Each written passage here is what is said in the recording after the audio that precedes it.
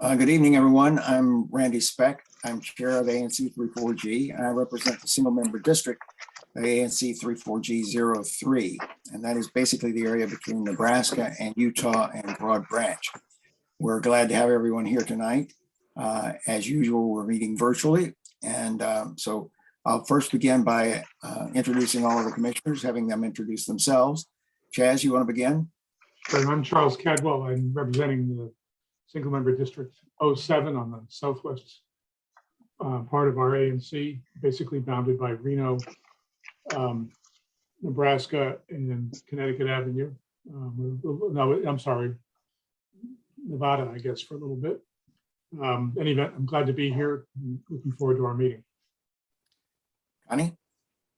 Good evening. My name is Connie Chang. I'm the commissioner for single member district 05, which begins on Legation where Chase Bank is and going up the east side of Connecticut and rounding around Western to Broad Branch Market. And then it hooks a little bit. There's like a peninsula between Nevada and Chevy Chase Parkway down to Jocelyn. It's nice to be here. John? I'm John Higgins. I'm the commissioner for ANC 3G02, which extends from Military on the south to Aberfoyle on the north, from Oregon on the east to Utah on the west. Okay, we have 4 commissioners here. That is a quorum, so we can conduct business. I do think we may be joined later by Commissioners Zeldin and Gore. I don't know whether they're going to be here or not. I know that Commissioner Goslin will not be here tonight. As usual, as I said, we're meeting virtually. I looked it up and we're now in our third year actually of meeting virtually. Our last in-person meeting was on March 9th, 2020. We want to have community participation in our meetings, but we also want to maintain some order in the meeting. And so we're in a webinar, and that means that only the panelists will have audio and video throughout the whole meeting. But whenever someone is needed for a particular item in the agenda, we will make them panelists so that they will have audio and video as well. And Connie will be recognizing people as we come up. It will help, however, if you can make sure that your name in the participants list is correct, because that will enable us to identify you more quickly when we get to the time to make people panelists. Throughout the meeting, if you have a comment that you'd like to leave, please put that in the chat.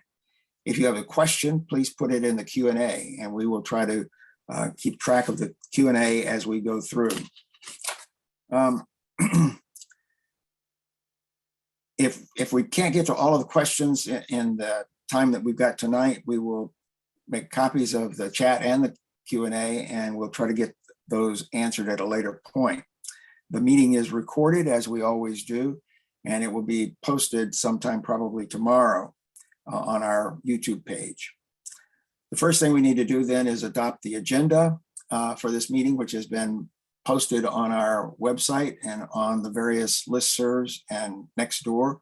Are there any modifications or changes? We did have a change over the weekend, or just before the weekend, in the order of some of the items on the agenda. So that's the agenda that we're going to be following tonight. It's the one that was posted on our website, I believe on Sunday. Any modifications that anyone has to the agenda? All those in favor of adopting the agenda? 4-0. And before we go any further, we'll let Michael introduce himself. Michael? Apologies for being late. I'm Michael Zeldin. 3G04 is my single member district, which runs from Northampton at Lafayette to Broad Branch on one end and Utah on the other, and Western at the top.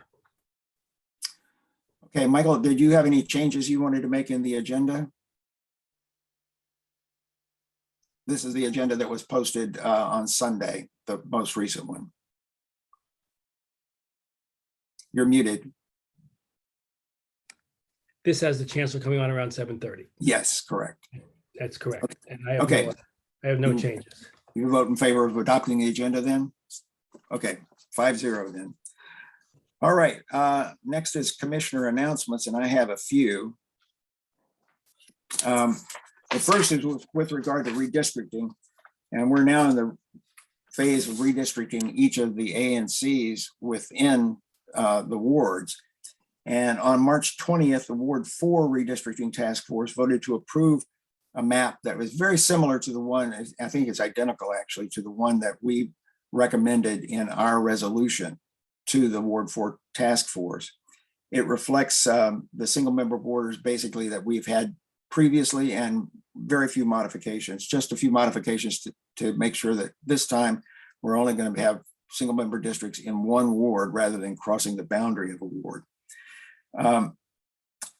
The Ward 4 task force is meeting tomorrow night from 7:30 until 9, and they will adopt at that point their report that will go to the council. Anyone can register for that upcoming meeting at the website in Janice Lewis George's on her website. The recommended map and the accompanying report will be then submitted to the council on redistricting by April 1st. The Ward 3 task force is also in the final stages of preparing its report.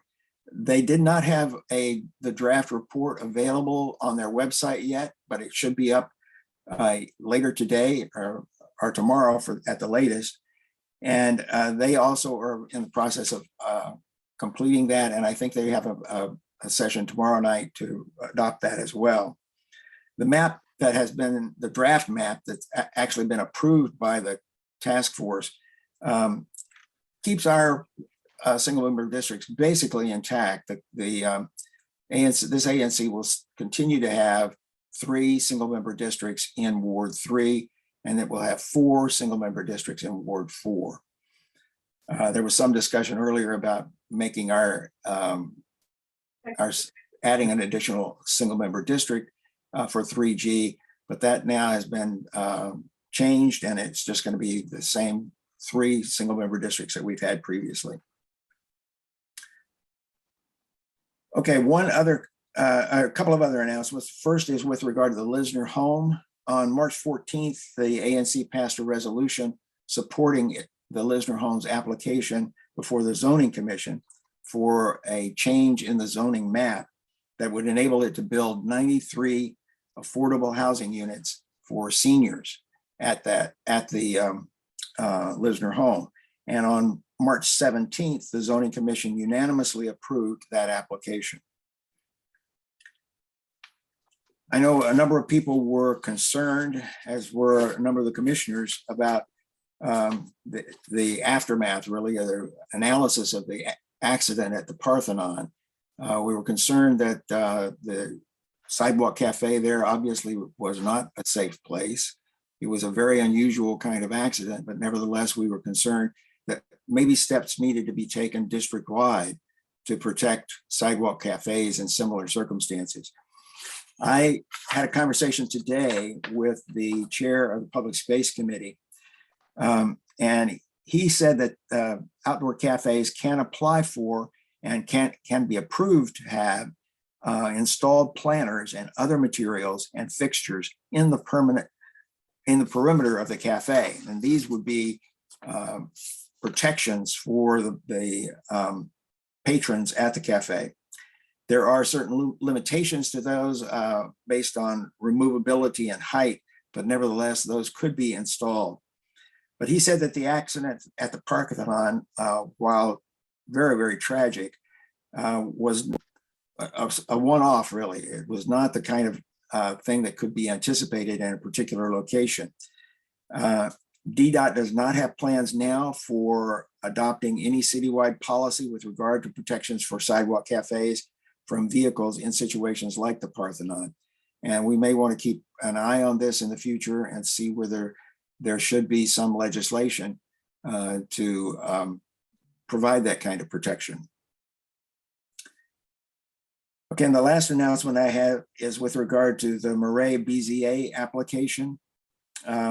At the March 9th hearing, at the conclusion of the hearing, the board set a couple of filing deadlines. The first was that Murray was supposed to file its post-hearing submission on March 16th. And then on March 23rd, the parties could file responses to the applicant's post-hearing submission. And in fact, Murray filed its post-hearing submission, and the Friends of the Field filed a response to that, or at least what they styled as a response. On March 24th, the commission filed a motion to reopen the record to receive the commission's response to the filing that was made by Friends of the Field. Now, all of those documents are on the commission's website that's devoted to the Murray application. Today, the BZA postponed its hearing, which was the decision-making hearing, which was scheduled for March 30th until April 6th. And they were waiting to receive additional comments or responses to the ANC's filing. So the April 6th is now the decision day for the Murray BZA application. Okay, that's all the announcements I have. Other announcements from commissioners? John? Yes, I've been getting some questions from constituents, several in this building, about the Piney Branch, Oregon Avenue project and the deadline for completion. Actually, I wandered down there a couple of times when it was nice weather, and I talked to Joseph, and there's a lot of additional water protection work going on there, which required a lot of riprap and other things. I could not get a real fix on the completion date from him. He said to check the Oregon Avenue website, which I did.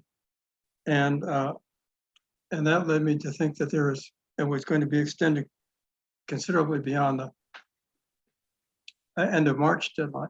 So I got in touch with Jim Hendricks today, and she responded pretty positively. And the bottom line is they're looking at April 7th as the completion date for the bridge work. Some of the document on the site document had things going into May and June. And she clarified that those are sort of post-construction issues and should not have an effect on the major construction there. So that's, and another person said that they heard it August, and she said there's no support for August. So we're looking now at April 7th for the bridge completion. Being construction work, maybe it'll slip a day or two, but that's not so bad. So I just wanted to make that clear. Great. Thanks, John. Other announcements from commissioners? Connie? I was going to announce that the DDOT reversible lane study, they've formed the community advisory committee again, and we held a first meeting that just went over some of what's happened just to orient ourselves. But the next meeting will take place April 6th from 5 to 6:45, and they are inviting the public who can listen to the meeting should you wish. And at the end, if there's time, they're really short on time. They try to keep it like started and ended on time. If there's time, they will field some questions, but I can provide the WebEx number or the Microsoft Teams number to join on the website, our website, ANC34G. I'll do that once I know what it is. Okay, thank you, Connie. Michael? Yes, I've placed in the chat links to the DC Parks and Recreation Summer Jobs Program and Summer Camp Program. Both are getting ready, I think, to be initiated in early April. And so if anyone wants a job or has a kid that wants to go to the summer camp, the links are in the chat, and I would encourage people to get employed and go to camp. I'm going to apply to camp myself. Having listened to the Boy Scout presentation last week, I realized that I have a lot of deficiencies. Okay. Any other commissioner announcements? Okay, we'll go to community announcements. I see Emir is in the attending. Emir, do you have announcements today? If you'll raise your hand, please. Okay, I'll make you a panelist.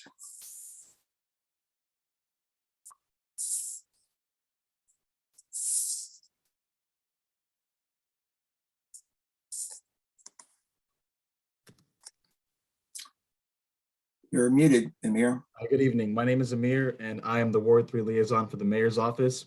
And I just have a quick update. I wanted to start by saying thank you to the chancellor for taking the time out of your evening to come here tonight on behalf of everyone here. And my quick announcement tonight is that DDOT will be conducting a blitz repair of sidewalks around the city starting tomorrow. So if any residents as well as commissioners have any sidewalks that they have in their areas that need urgent attention, repairs, replacements, please send them to me. And we're going to try to get as many requests into our system as possible. I'm going to put my contact in the chat as well. And that's all I wanted to announce today. Thank you. Okay, great. Yes. Thank you. John, did you have a question? Amir, I sent you a note of a constituent here. I guess you got it, and it turned out that actually that had been completed. So I hope I didn't send you on a wild goose chase. Oh, no problem. I haven't gone out yet. I'll be going out tomorrow. And for reference, this is only for sidewalks that exist that need repairs. This blitz is not for sidewalks that are being requested, just to clarify. But thank you for that. Yeah, I'll check out as many as I get. Okay, thank you very much. I'm sorry, Amir, can you state that last thing? What did you, can you say that again? What I said was that this is only for sidewalks that need repairs. This blitz is not for new sidewalks that are being requested where they don't exist yet. Thank you. But it doesn't have to be an existing request in the No, 311. it can be a new request. I'll make a request for a 311 request for it, but it can be a new thing that hasn't been in the system yet. Can I ask this favor, which is, can you send me a quick email that I can post on, and we can all post on the various listservs to notify people that this is about to begin, so that if anyone has a sidewalk in their area, they can email you. So Sure thing. Oh yeah, that would also be great. If you have photos, you can email photos and addresses, email them to me or text them to me. Both contacts will be in the chat, but yeah, I'll do that. I'll follow up with you as well. That's great. And you have like the 6 or 7 that I've given you in the system. Yeah. Yep. All right. Thank you. Thanks, Amir. Okay, anything else for Amir? All right, are there any other members of the community who have announcements they'd like to make? I see D. Smith there and Will Perkins from the council members' offices. But if you raise your hand, if you have an announcement. Nope. Okay, we'll move on then to the next item on the agenda, which is the discussion and possible vote on the public space permit application by Blue 44 to install awnings for its sidewalk cafe. And this is in Connie Chang's single member district, so I'll turn it over to Connie. Thank you so much. I am adding or elevating Christopher Nardelli, who's the owner of Blue 44, as panelists. And Blue 44, as you all should know by now, is located at 5507 Connecticut Avenue. And Christopher let's make sure that Christopher, we can see you. Can you turn your video on? Great, there you are. Christopher will Hi, how are you? will introduce the canopy project to us, the awning project to us. Absolutely. Thank you all for having me. Yeah, again, my name's Christopher Nardelli from Blue 44 Restaurant. We've been a member of the community since 2011 at 5507 Connecticut. And yeah, we're, as an AU graduate, I've lived in the immediate area since about 1995, before moving out to Rockville with my family when my daughter was born in 2013. So the neighborhood always had a soft spot for the neighborhood, which is why I'm very happy that we chose this location to open back in 2011. At any rate, so these days, with outdoor dining being way more popular than it's ever been for obvious reasons, umbrellas just aren't cutting it right now. And, so we, decided it's time to build a structure out front to, make it more comfortable for our guests. Being on that east side of Connecticut Avenue when that sun's going down at, 4 or 5 o'clock, it's tough. And those umbrellas, like I said, they're just not cutting it. So that's where we are now. I don't have any photos of a finished job, but I can kind of explain how it will look. We're going to do something very similar to what the Little Beast has up the road there. It's going to be a canvas, awning supported by steel trusses. We're going to have 4 steel beams supporting as well, anchored by the existing columns of the building. It'll be a royal blue color. Obviously, it won't be the little beast color. But yeah, that should give you an idea what we're looking at. It's a pretty straightforward project. We're not doing anything with the sidewalk. We're not elevating a deck or anything of that sort. From my experience, it's just been too much of a headache to deal with, the maintenance underneath the deck. So yeah, if approved for permits, which we are, I believe the hearing is May 26th for public space. We'd like to break ground immediately. This has been a long process. Ms. Chang, I think I've, shared some of that headache with you. So yeah, my contractor and I were ready to go. He thinks it'll be a week, give or take, depending on lead time with material. So we're hoping, I wanted this thing up by now. So we're hopeful early June, if we get the permits, that we can have this completed and, put the rest behind us.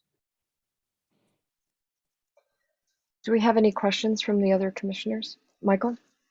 So, hi, Christopher. How are you? Question, good.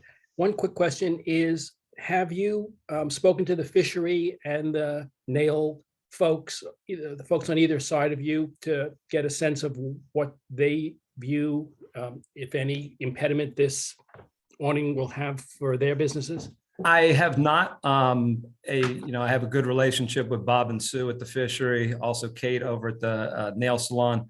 To answer your question, no. I was told by our structural engineer as well as our expediter that I can't remember what they called the letter, but we were going to need to get it signed by our neighbors. But then they said it wasn't necessary because it's a shared building. Like we're not a single tenant, I guess. I can't remember exactly what it was, but I'm happy to speak to both of them. I can't imagine they'd have an issue with it, but of course, probably not a bad idea to run it by them.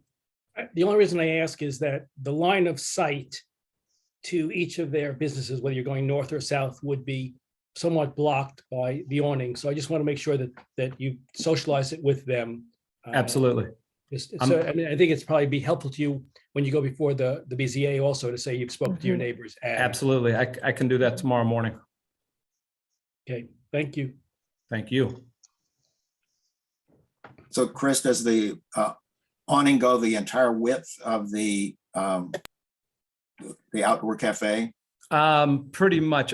There's going to be probably about, I think, 6 to 12 inches on each side where it will not, where the planters are.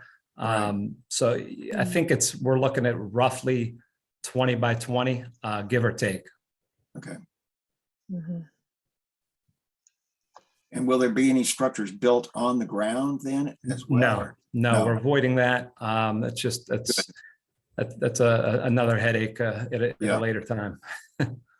Yeah, that creates additional, at least questions at the public committee. Too. Absolutely. And a long time ago, I worked in a place where we had a deck out front, and it's a lot to maintain underneath. Yep. It's with the debris and everything that falls through the cracks. It's a lot. Right. I don't have any questions myself. I'm glad that you and Commissioner Speck and Commissioner Zeldin asked theirs. I'd like to move the commission to support Blue 44's request of the BZA, of the Public Space Committee, to erect this awning. Do I have a second? Second. Okay, great. Any other discussion? All those in favor otherwise? Okay, thank you. Okay, great. Okay. So we got Appreciate 5-0. support. Crystal, thank you. You got to run back and do your Monday specials. Thank you. Thank you. I appreciate your support, everyone. Have a great night. Thank you. Bye. Bye now.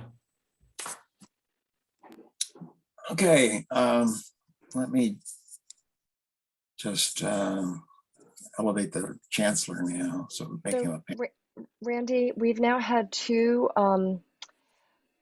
Zoom bombers or intruders, could be the same person. I'm wondering if we should perhaps disable chat for now to respect Chancellor Ferebee in giving his presentation. I don't really want to invite unwanted guests to make comments that are inappropriate. What do you think we should do?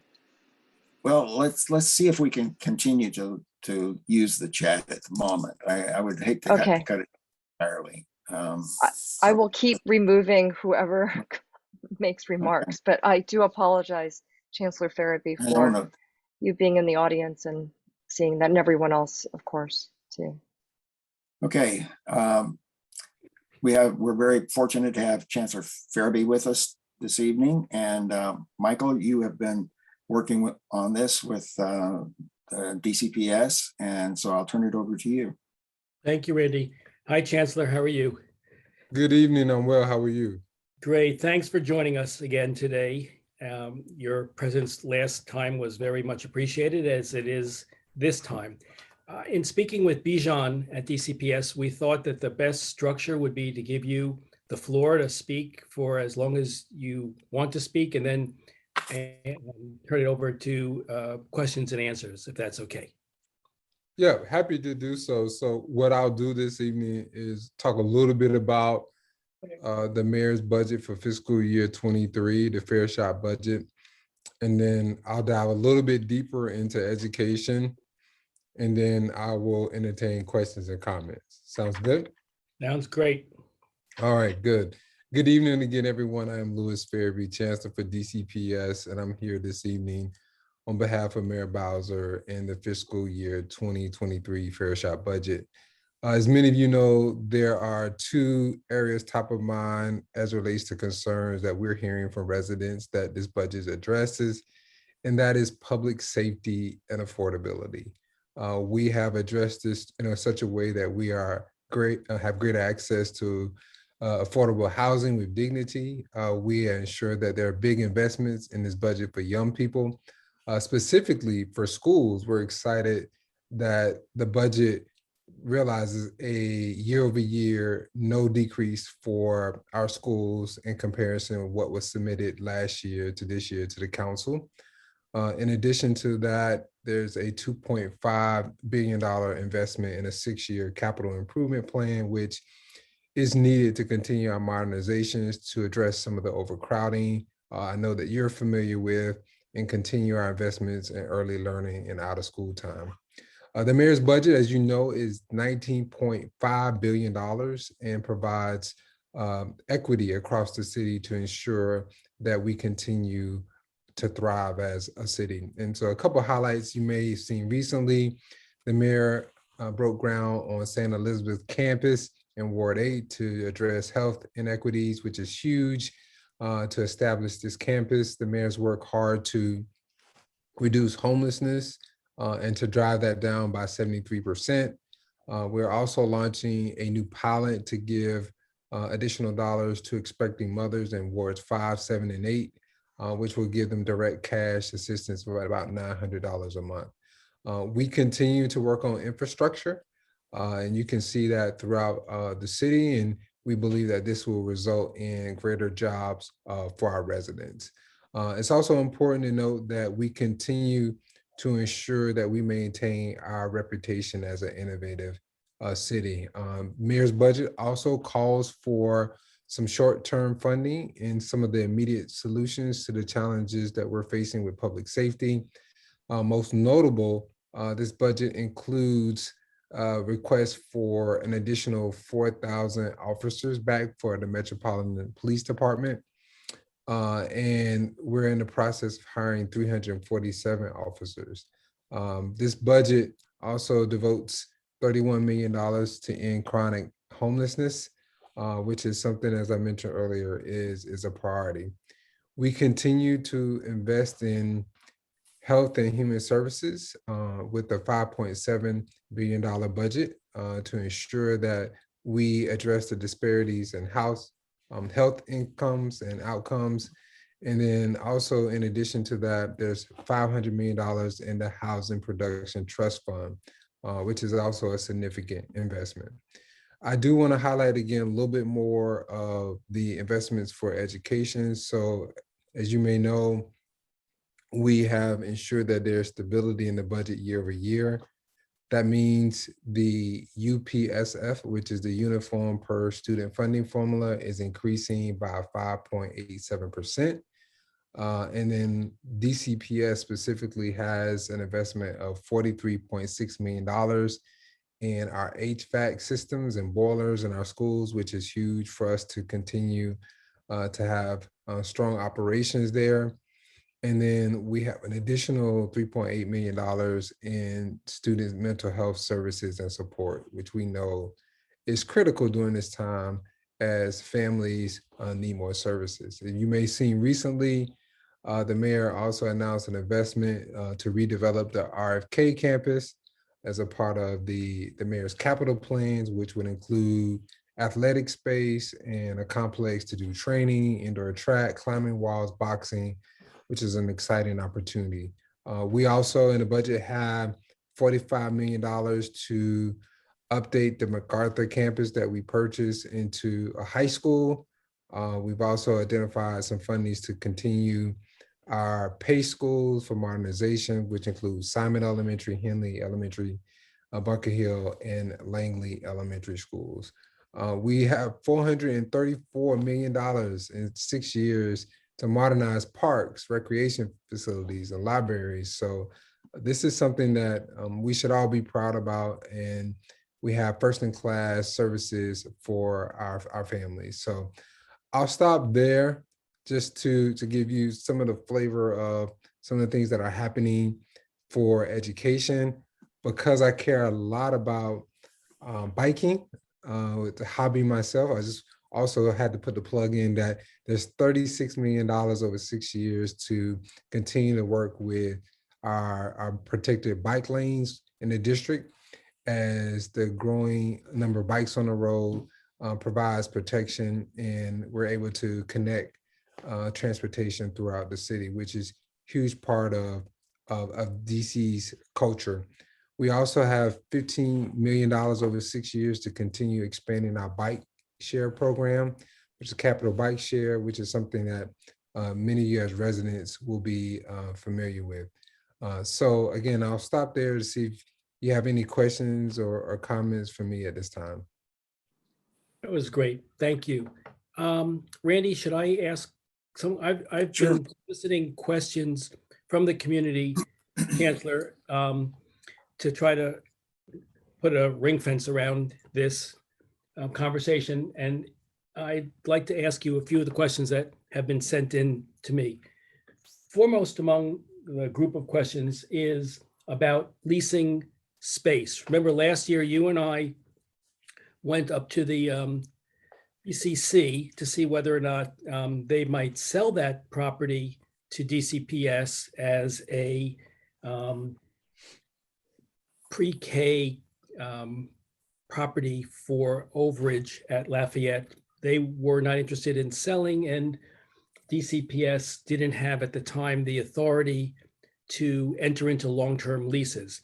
I understand that might be changing, and can you, not respect to ECC, I think that ship has sailed, but in respect of long-term leasing, one, does the city now have the capacity to do that? And then two, if so, what process will be followed to identify properties for possible lease for expansion of the pre-K at Lafayette or whatever other needs Dr. B and the school articulate? Yeah, thank you for that question. So this budget does allocate dollars for a lease that would allow us to expand the early childhood program at Lafayette. As you recall, when we met with the ECC, Michael, we had proposed a lease buyback, which was not something that the board responded to favorably. In that lease buyback, we would purchase the facility and lease space back. Since then, there have been conversations with ECC and Murray, and also DCPS with some lease options that we're continuing to explore. But we're also looking at some other properties as well that remain close in geography. Obviously, ECC is very close in proximity and would be an ideal location. And so as a result, we'll continue to have conversations with the ECC in hopes of a potential solution. So one of the issues that arose last year when the military road school was proposed as an option was sort of the lack of engagement between DCPS and the community. It sort of came as a bit of a surprise to the community that the military road facility was going to be made available for the pre-K cohort. And what I was wondering is if we can figure out a way to make sure that we have a better process where the community is involved from the earlier identification of property start point to work with you to gauge community reaction and help you as you think through what might be appropriate placements for the pre-K or whatever other needs. We rely here in the ANC a lot on the LSAT and the HSA and Dr. B, of course, to give us guidance. They're going to be coming and speaking to us later this spring. And so we'd like to figure out how can we all be engaged with you early on in the process to make sure that there's no sort of back-end surprises. Yeah, thank you for calling that out. We certainly want to engage our residents and stakeholders to the extent possible on any decisions that we make, specifically around facilities. We were in a scenario with the military road facility where we had to move quickly. So when you have to move quickly, and as you know, that's the nature of the beast in this real estate market. And so we, as a result, wanted to ensure that we were able to secure the facility and then, as a result, figure out ways in which to enroll. The good news is it is a thriving program at Military Road, and we have students across the city enjoying that experience in pre-K3 and pre-K4. And as we have discussions on other facilities, we will certainly bring community members into the fold as quickly as we can. That would be very much appreciated. Out of interest, I'd like to know if it's allowable, how many, and you don't have to tell me now, you can get back to us, how many Lafayette families currently are sending their kids to the pre-K at Military Road. We're hopeful that it was a win-win there. And I'm just out of curiosity, I and others have asked me, do we know how many of the Lafayette inbound families have taken advantage of the Military Road facility? Yeah, we will get that number to you. It's a great reminder, though. I appreciate the other announcements and reminders about summer. We want summer camp enrollment, summer school, summer youth employment, but it's also enrollment season in DCPS. So we're actually enrolling students now for the fall, and we can certainly share back with you some numbers on families from Lafayette. That would be appreciated. Randy, should I keep going with the questions? Sure, just keep going. So, Commissioner, Chancellor, one of the things that has the community always concerned is the safety of their children going to and from school. And I've spoken to the mayor and her program to ensure children safely getting to and from school is, I think, first in class.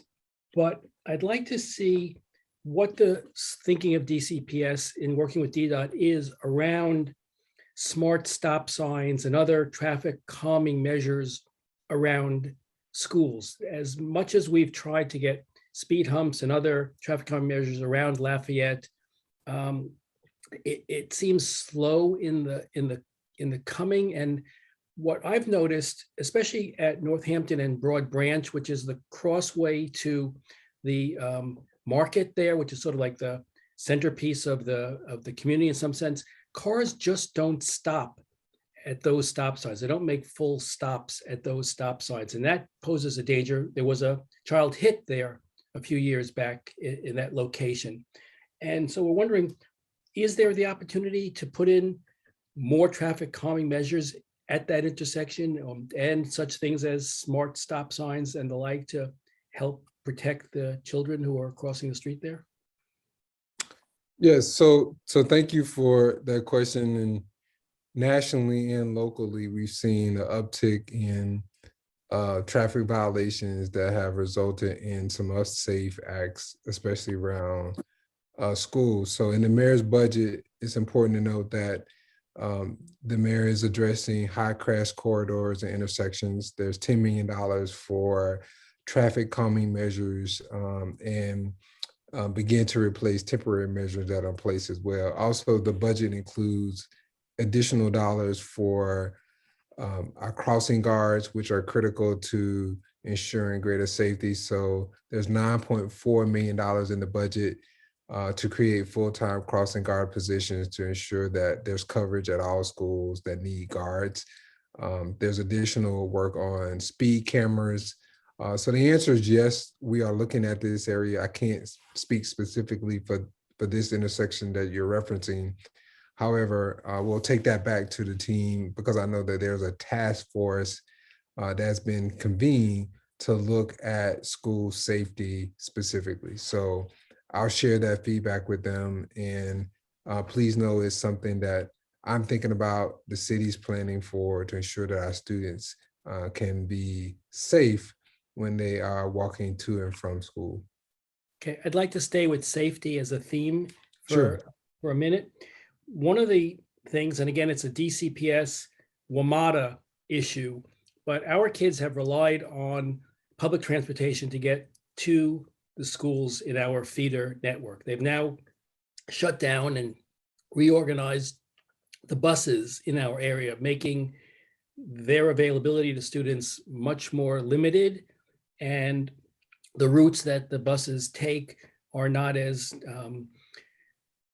well designed for kids going to schools. And so I'm wondering if you could have a look, or you have any comments on, and also have a look at the bus feeder system here to take our kids to their schools in a coherent and reliable way. We have a lot of reports of this past year, students waiting and waiting and waiting for buses that either didn't show, or when they showed, they were way too crowded and kids couldn't get on. So they were taking long walks to school, often arriving late and exposing themselves to whatever dangers there may be on the way home from school once the sun has set.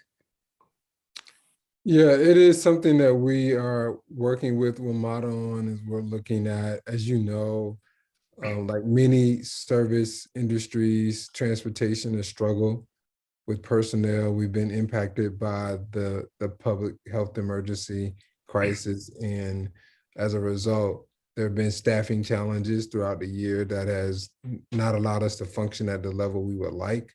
As you know, there's also been metro train challenges as well, which then puts more people on buses. But we hope that funding that WMATA has received will allow them to operate at a high level and ensure that our students can get to and from school safely. Okay, and if we could take a hard look at our E6 bus line and its sort of elimination, and what DCPS working with WMATA or otherwise can do about some sort of micro transportation system or other means of getting children safely to schools throughout our feeder network. If you can get back to us on that, that would be terrific. Will do. And you said the E6, correct? Yeah. The other issue as it relates to safety that has been brought to my attention in the solicitation of questions is the relationship between DCPS and outstanding DGS work orders. We've received many observations that there's too long a delay between the identification of needed repairs and the completion of work.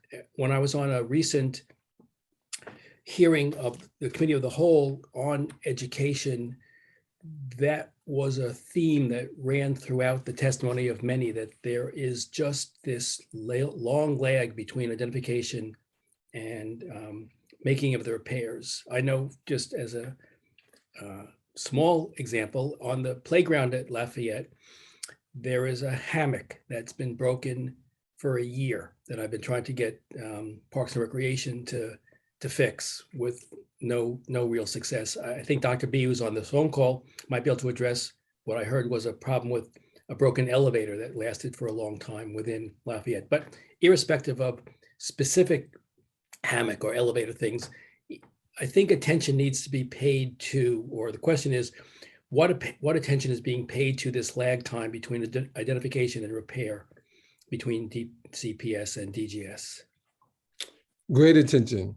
And in fact, we have partnered with Salesforce to refine our software solutions to monitor and track all facility requests for repairs and also completion of those repairs. So we anticipate this will allow us to not only better track, but be more efficient in serving our schools and facilities. Secondly, the budget that I mentioned earlier towards our HVAC system modernization and capital projects is huge as well.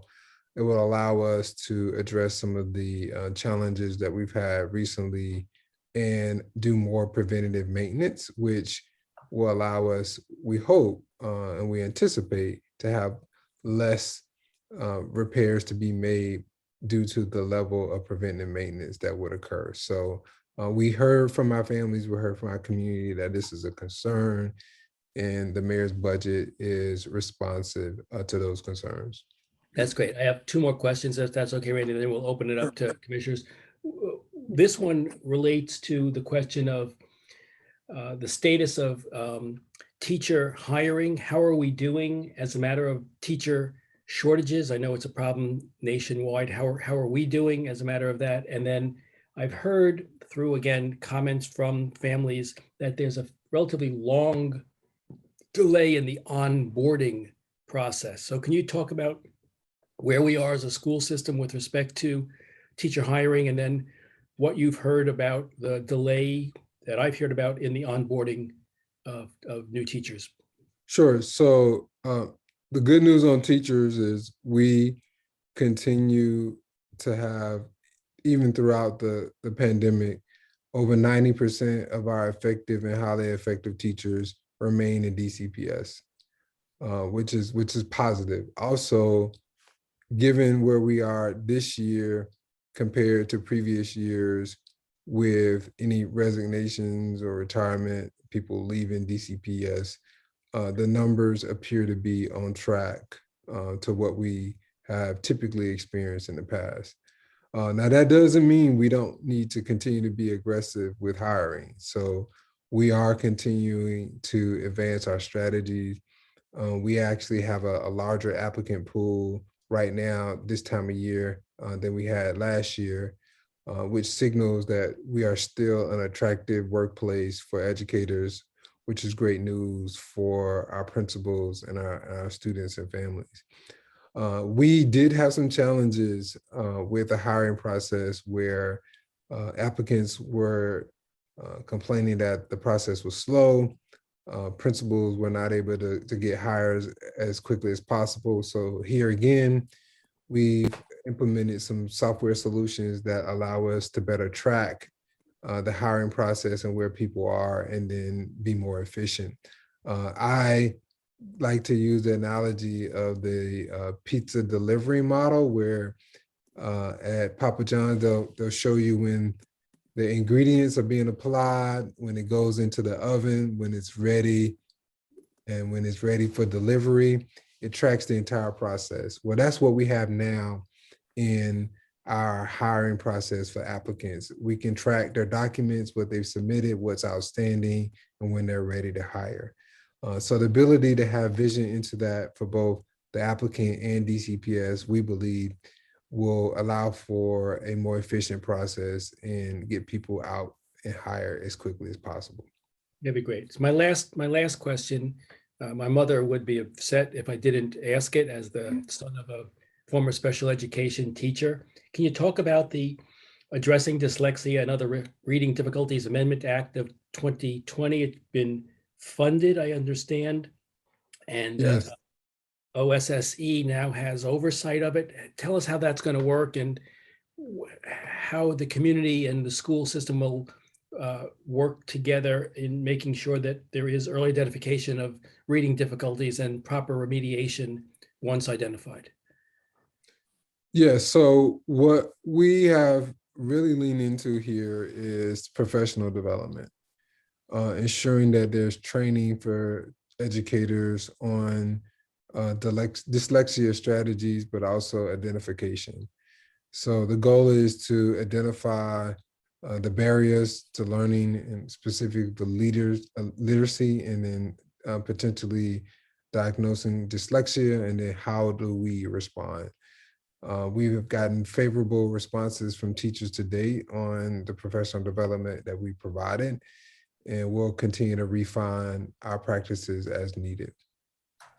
And is there an ongoing training or evaluation process to see how successful the plan is once implemented over a year-over-year basis?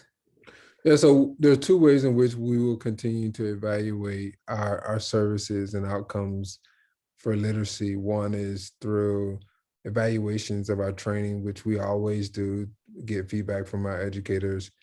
But we want to keep our eyes on outcomes as well. We expect that our students will continue to realize the growth of literacy skills throughout the school year.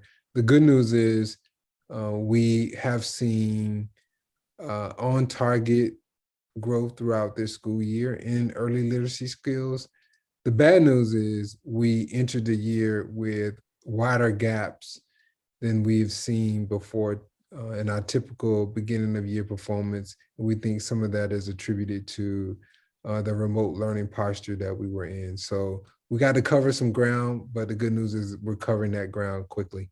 Yeah, related to that, of course, is the learning gaps that will become more and more apparent once kids are fully back in school, and what remediation plans there are to ensure that those gaps are closed as quickly as possible.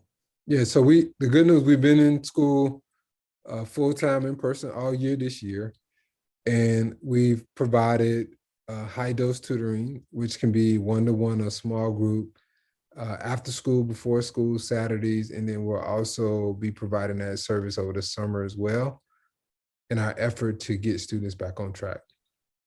Okay, Randy, I think I've asked enough questions. I've monopolized for too long, and I want to make sure that everyone else gets an opportunity to Pass it around now. John, you have questions? Yes, I have one question. First of all, Chancellor, thank you for being here.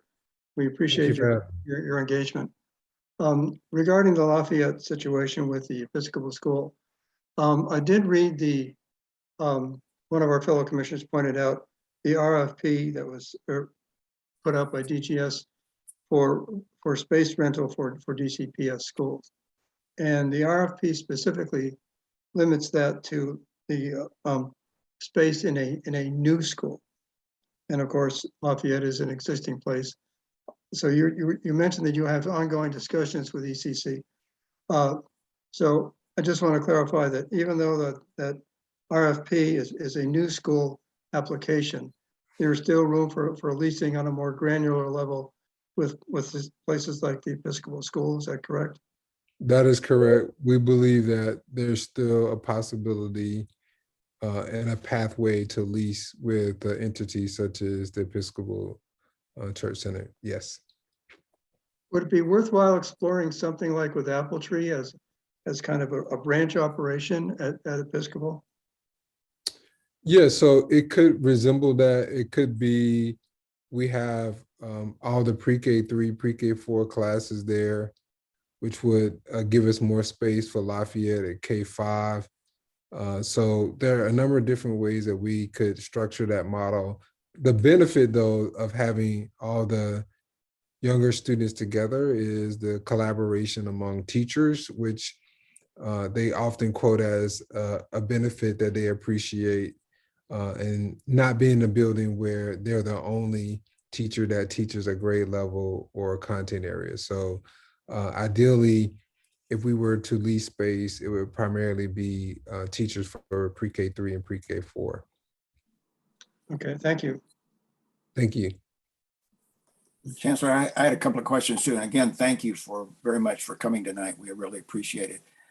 This is a follow-up on John's question. The request for space that I believe was issued on March 15th, the closing date for that and the due date was March 30th, which is Wednesday.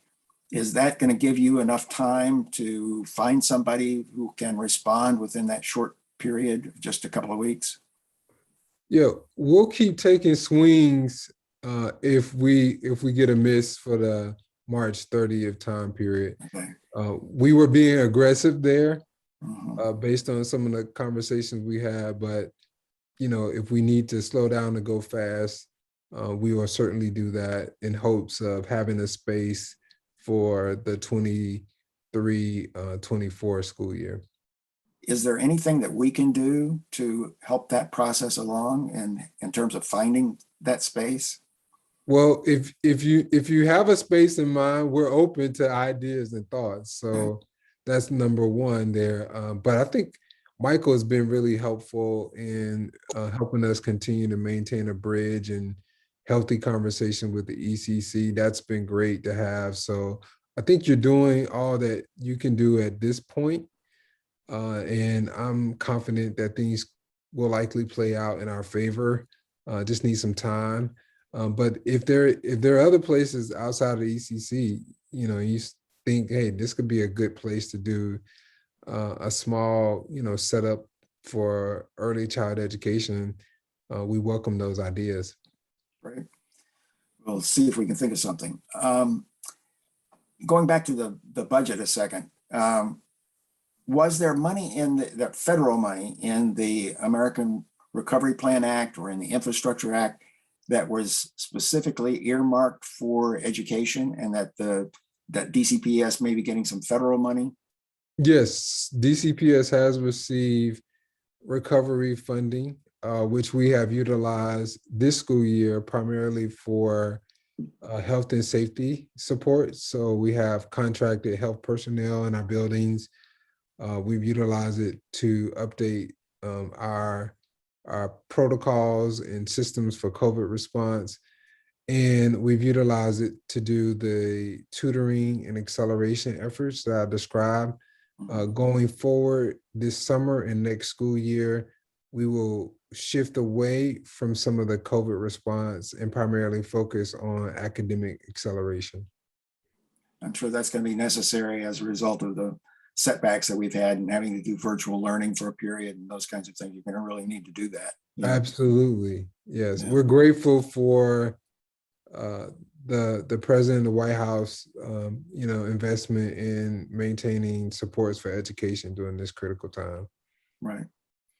And then the last question I had with regard to the capital improvements. I know when we were talking to our colleagues across the park in Ward 4 at the Brightwood School, they were really concerned about the condition of their building there and the need for some capital improvements there. Are they slated for some capital improvements in the budget, in the mayor's budget? That's a good question.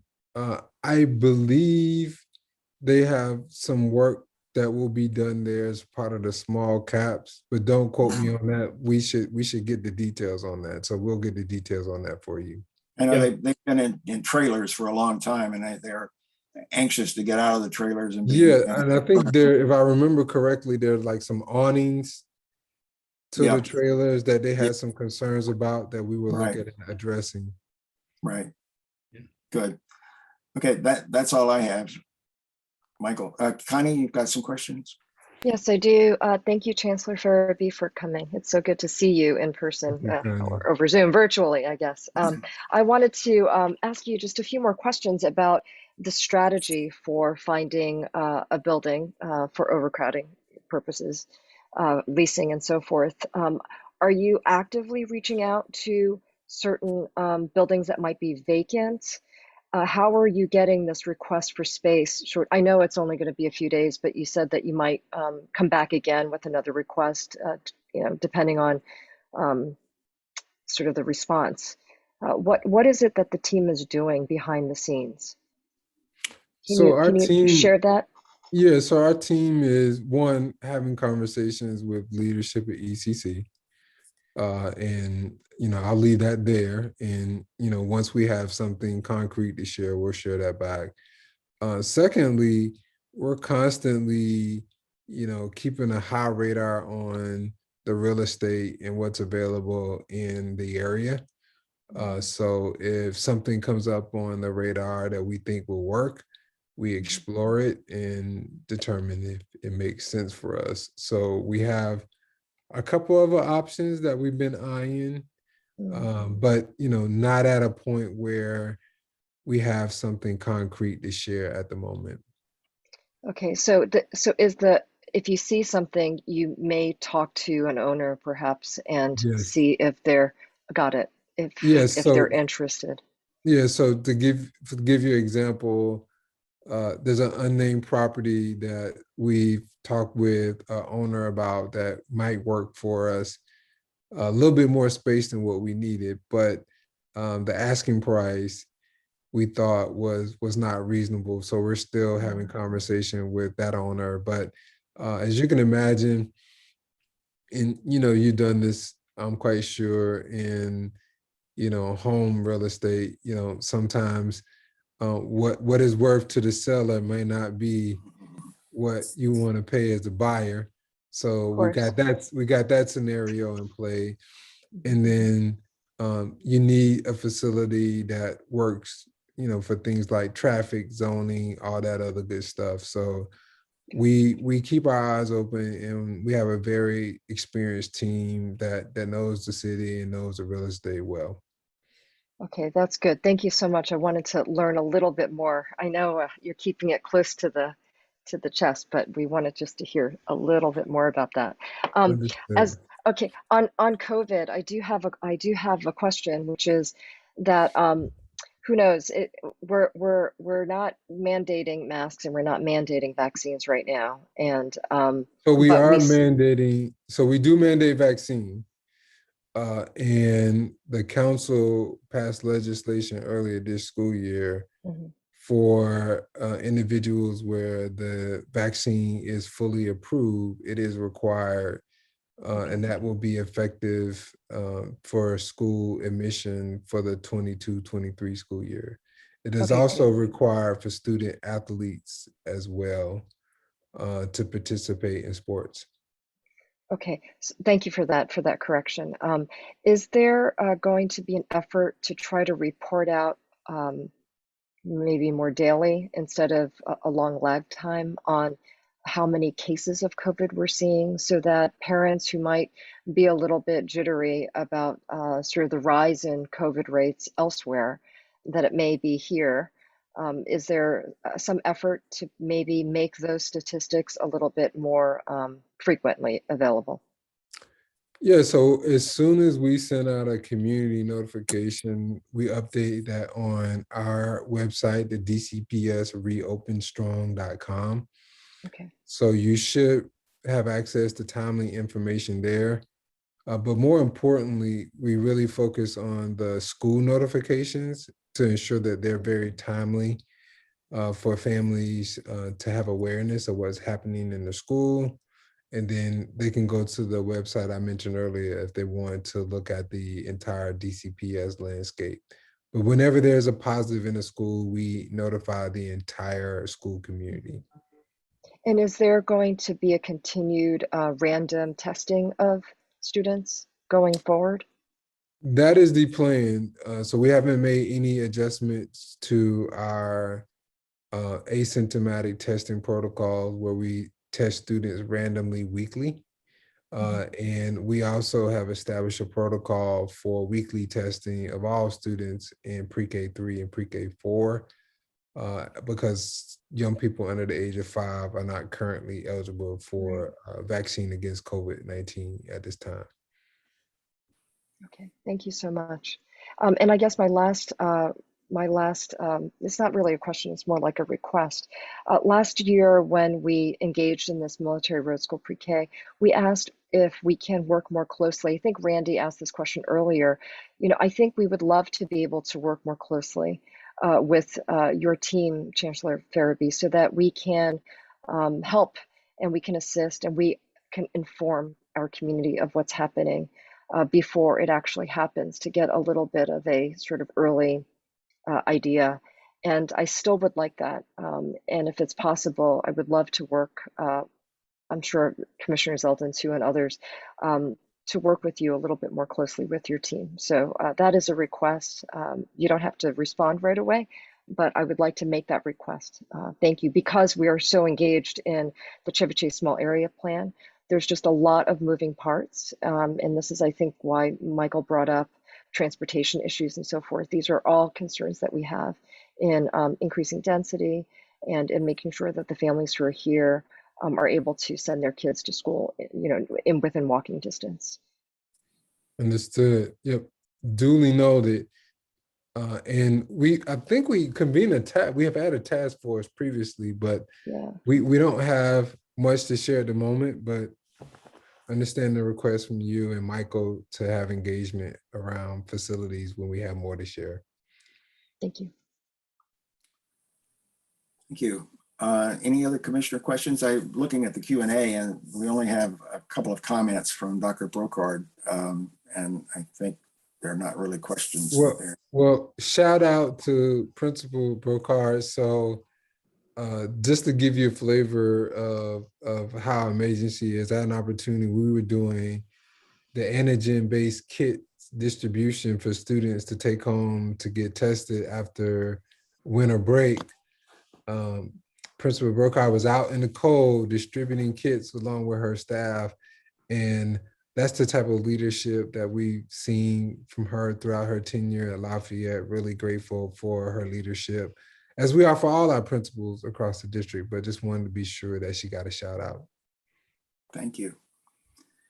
Okay, anything else from commissioners or?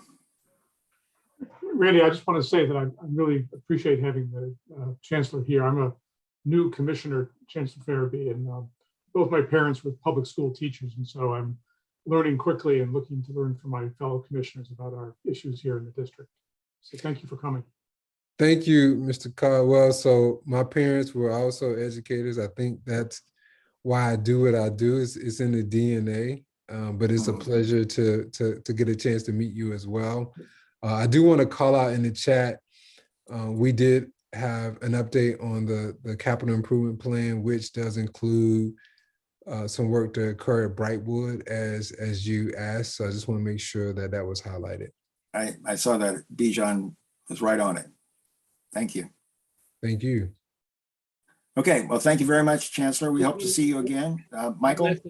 Just one thing, Chancellor, if I spoke to the mayor about this when she and I were out canvassing last weekend, and I'd like to know if I could speak to you or your designee, of course, about Emory Community Center and what we can do to help the kids there and after school programming and stuff. It's a great facility, but it needs an infusion of improvements and other resources. Yes, we can certainly have someone follow up with you on Emory. That'd be great. It's a great place. Okay. Thank you all. You have a good evening. Thank you very much. All right, take care. Okay, the next item on our agenda is a presentation and discussion with the Office of Campaign Finance on the agency's traditional and public financing fair election programs. And we have Representative Belinda Perry is here, and I'm going to make her a panelist now.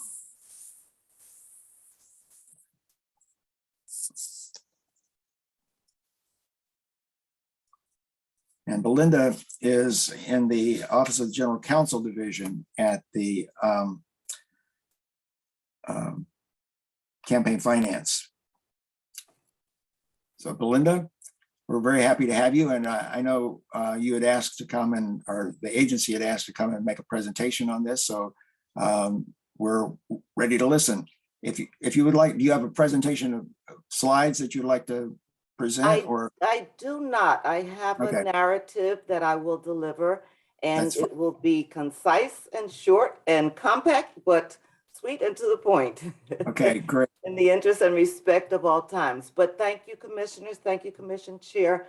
I'm delighted to be here and spread this wealth of information to our community at such a strategic and important time of year for us here in the District of Columbia, election year. So just a little bit of history as you introduced me. I'm currently an attorney advisor with the Office of Campaign Finance in the Office of the General Counsel. I was hired 3 years ago, actually, with the onset of the Fair Elections Program, which went live, as you know, and operational on November the 7th, yay, my birthday, in 2018. So it was actually funded, and we had our first complete election cycle for the year 2020. So I was brought on as a policy analyst because there were a lot of moving parts. It was a completely new program. As you know, some of you might know, we scoured the Northeast quadrant to kind of look at similar programs. We went to New York, we went to Connecticut, Maryland has the program. So we kind of cobbled together the salient points and sort of made a very, very good program, which is a complete fair elections public funding program. It's not a hybrid like some jurisdictions have. So as you know, again, the objective of public funding programs is to take big money out of elections. It's to level the playing field. It's to allow individuals that have passions and concerns and genuine interest in their immediate community to be involved in the game, not be beholden to campaign finance, to large corporate donations or existing, if they're incumbents, existing constituents that carry a heavy influence by their donations. So as a criteria to enter into the program, to qualify, it's a very tight, narrow narrow design, where you have to agree not to take corporate donations. You have to agree to take donations from DC residents in order to get a match. If you take donations from DC residents, you get a match of $5 for every $1 that you actually get in contributions. So the criteria to be certified is that each person that is pursuing a seat, there's a certain guideline. They have to have a certain amount of donations at a certain amount of money and an aggregate amount in order to qualify. So say hypothetically, if you want to run for mayor in the Fair Elections Program, you have to have donations no larger than $200, and you have to have 1,000 people contribute, and you have to have a threshold amount of $40,000 before you can qualify. And then once you qualify for the ballot, you will get a base payment of $1/2 of $160,000 once you're certified, and then you'll get the second half upon qualifying for the ballot. And those numbers go downward from mayor. So I started with the highest amount. The second example would be chair. You would get 600. So the payout for mayor currently in this election cycle will be $3,544,000 some odd. The payout for council chair will be $616,000. Council chair would be entitled to a $40,000 base payment, and attorney general payout would be $825 some odd thousand, with entitlement to a $40,000 base payment. The at-large council member would receive $333,000 some odd with a $40,000 base payment, and ward council $233,000 with a $40,000 base payment. And ward state board of education would receive could receive a maximum of $33,000 for a base payment of $10,000. Now, just to give you a little background, I know I jumped the gun into the meat and potatoes of the actual mechanics of the program, but the Office of the Campaign Finances broke down into several departments. One is my department, which is the Office of the General Counsel. Sort of speaks for itself, but the friendly parts of our office is that, not that anything is unfriendly, but the interesting part of our office is that we promote information, such as giving these seminars with the help of our training and development department and a Shout out to Ms. Dolores Ramsey for organizing and having me present here to you today. But we also help individuals that are interested in becoming part of this process to navigate their way through the system, because it is a fairly new system. It's a highly sophisticated online filing technical system. So we help them navigate that. We do mandatory training. We also, very importantly, give immediate interpretive opinions for questions that arise or situations that may arise between candidates, or if there are unresolved issues. Because again, we've had one complete election cycle, but there's so much more that can happen and can unfold. So we're all working through this together, but we have had an extremely successful first complete election cycle in 2020. The other departments that are part of the Office of Campaign Finance is the Report, Analysis, and Audit Division, which is the gears that run the checks and balances of checking all campaigns. That is the division that runs or monitors the traditional program. So they do random and select desk audits and random audits in general all year long for election cycles. Then you have the Public Information and Record Management Division, which gives you all up-to-date information. Our website, for instance, is very robust.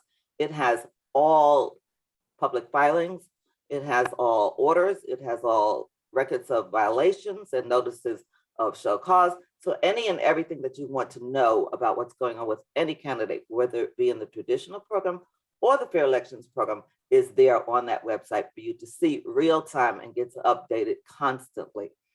The coup de grace of the office currently is the Fair Elections program. So last year, for instance, well, in 2020, that full election cycle, there were actually 35 people that actually were certified and made the ballot, and 7 out of 11 people that actually won seats were financed through the public service program. So as you can see, the trend is shifting. Across the nation, there are at least, and this was as of last year, 33 jurisdictions nationwide that had some form of public financing. So we are in the mix, we're in the playing. You, again, you cannot take money if you want to be part of this program. You cannot take money not only from corporate donations, but you can't take money from PACs, which is a big thing, as we know, in the election field. There's one caveat where you can take money from what is called a Fair Elections PAC, which is very regulated and regimented, but they do not exist currently. So as it stands, you can only take money from small community donors, residential donors. You can take out-of-state donations, but they are not matched. So you do not benefit by going outside of your circle. So in essence, it gives the individual time to be in touch with their local residents, the people in their community, to answer questions, not to chase dollars to get in office, but to service their constituents and their soon-to-be elected residents. So again, we have worked very hard to put this program in place. It has become very popular. It was very successful the last election cycle. As of just 2 weeks ago, we still had 35 people that had been certified. As you know, or may not know, but the ballot closing date was just March 23rd. So there are still more people in the hopper that we're counting their contributions to see if they are qualified. So those numbers may indeed go up. But right now, it is a robust program. We look forward to having people also that will qualify not only in the primary, but in the general election as well. And as you know, there are many seats more this year than were open in the last election cycle. So we look forward to it. It's a growing program. Our doors are open. You can call anytime, get friendly advice, get legal advice, just get technical advice from the auditors. And one other important factor to rest some weary minds that may be cautious about potential abuse and fraud, which all public service programs have could happen, but we have not had any issues, thank goodness. And we hope to keep it that way because we have very tight constraints and procedures. And again, we in the fair elections program, each candidate campaign has to be audited. Each candidate's campaign, not random, not if there's a red flag or something that doesn't look right. Each person is audited. So that in and of itself is something that completely has a check and balance, that a level of accountability that can make all of our residents comfortable that this money that we're paying essentially as taxpayers is being used wisely. And last but not least, I just want to share, if you go to the website for the Office of Campaign Finance, you will see that there is a national report that's done, that had to be done by mandate, by statutory mandate, that gives you a comparative analysis of all of the 33 jurisdictions around the nation. And it tells you the salient points, the good points, the bad points, and what our office is mandated to do by statute is to make recommendations based on that thorough national review. I was responsible, along with another co-counsel, for providing that report.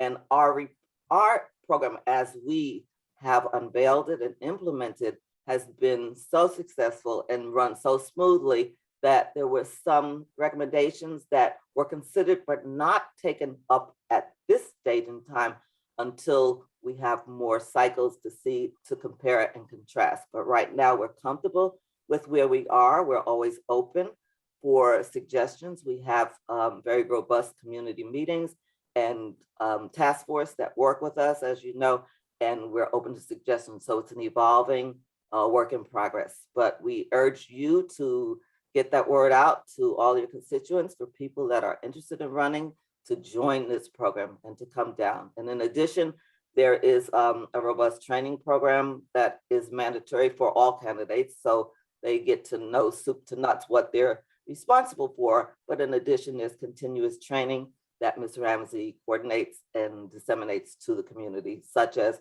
my speaking to you, and my, in the future, going to libraries in each community to spread the word, to give them information on this program.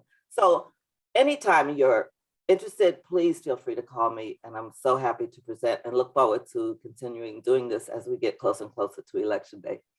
So if there are any questions, I'm willing to answer them. And till then, have a good evening, ladies and gents. Hope to see you I have a couple soon. of questions, Ms. Perry. Thank you very much. That was a very thorough presentation. The first question I had was in terms of meeting the thresholds that are required to have contributions from district residents. Is there any requirement for the at-large candidates, the mayor, the attorney general, those that are elected citywide, that they have some kind of distribution of the contributions from various parts of the city rather than No. just located in one space? No, there are some jurisdictions across the nation that localize their contributions from the actual seat from which that person sits and runs. But in our current situation, the criteria is as long as the contributor, the donating party, is a resident, their funds, their donation is matched 5-1. But it's resident versus non-residents, but there's no parameters for jurisdiction by virtue of geography or otherwise. Okay, and that's true for the individual council members too. For instance, For Ward all. 3 council members can get For all donations seats, from anywhere in the Correct. district. correct. Am I also correct that the limitations on how much each donor can give are also a feature of this public financing? That in other words, if you agree to take public financing, you won't accept contributions from district residents of more than. Correct. And item. I thought I gave that in my recitation, but I did not. You're absolutely correct. I gave the threshold of the number of contributors, and I gave the dollar amount, but the aggregate dollar amount, but the actual contribution amount is as follows. For mayor, it's a maximum of $200. For a council chair, maximum of $200. Attorney general, maximum of $200. At large council, a maximum of $100. ward council, a maximum of $50, and at-large state board, a maximum of $50, and ward state board of education, a maximum of $20. So that, in conjunction with the aggregate amount for each of those seats, as well as the number of contributors, taking all that in consideration, then that case is assigned to an auditor, and that auditor goes over the books for each. Physically, they input each donation. They verify by virtue of a contribution card. They verify the employment status, the address status. They cross-check. So there's no, the system is so sophisticated that a red flag will go up if the zip code does not match, or if the employer does not match. So it's very, very, very accurate. And it's time consuming, but it's done on a very thorough basis. So each contribution gets screened not once, but twice. Once by the initial intake auditor, and then by the supervising auditor, and then the manager signs off on it. And it goes through for processing. Good. So it is something, again, that's very tedious for some of the candidates. They realize they have to be very, very, very careful in their record keeping. And we do not accept anything without a contribution card and the detailed information that's required. So the statute is very specific, and you can look at the statute actually on the website itself. So it's not a very long detail. It's not very convoluted. It's not very legalese talk where it's confusing. It's very straightforward. And they will list the numbers that I just indicated. They will list the registration certification process, and they will list all the forms that the candidate is responsible for. And all payment is done through the controller's office by virtue of electronic payment. So there's no checks passing. In addition, when that candidate terminates their candidacy, their campaign, they have to give back any excess funds that are not expended. And we have gotten money back. We've gotten large sums back. So again, there isn't more than an honor system. When their termination report is balanced, if they have any surplus funds, they have to give them back. And that has been something that has been adhered to as well. Connie? You're still muted. I was gonna just read, Tom had a question. Can a candidate self-fund without limits and still qualify for the 5-to-1 match for small contributions? No, they cannot. And that is a good question. And that is usually in my recitation too. And I see I'm slipping here a bit because I usually put that in up front. A candidate can only contribute $5,000 to their candidacy. And that's an aggregate between themselves and their family. So unlike the traditional program where it's unlimited funding by virtue of loans or otherwise, a candidate can make a loan to themselves between their immediate family, and that's defined by statute, of a personal loan fund up to $5,000. And they can't do both. So if your family wants to get together and cobble $5,000 with you, your family cannot also, say if you're running for ward council, they cannot also contribute $50 each family member and get the 5-time payout on that. It's one or the other.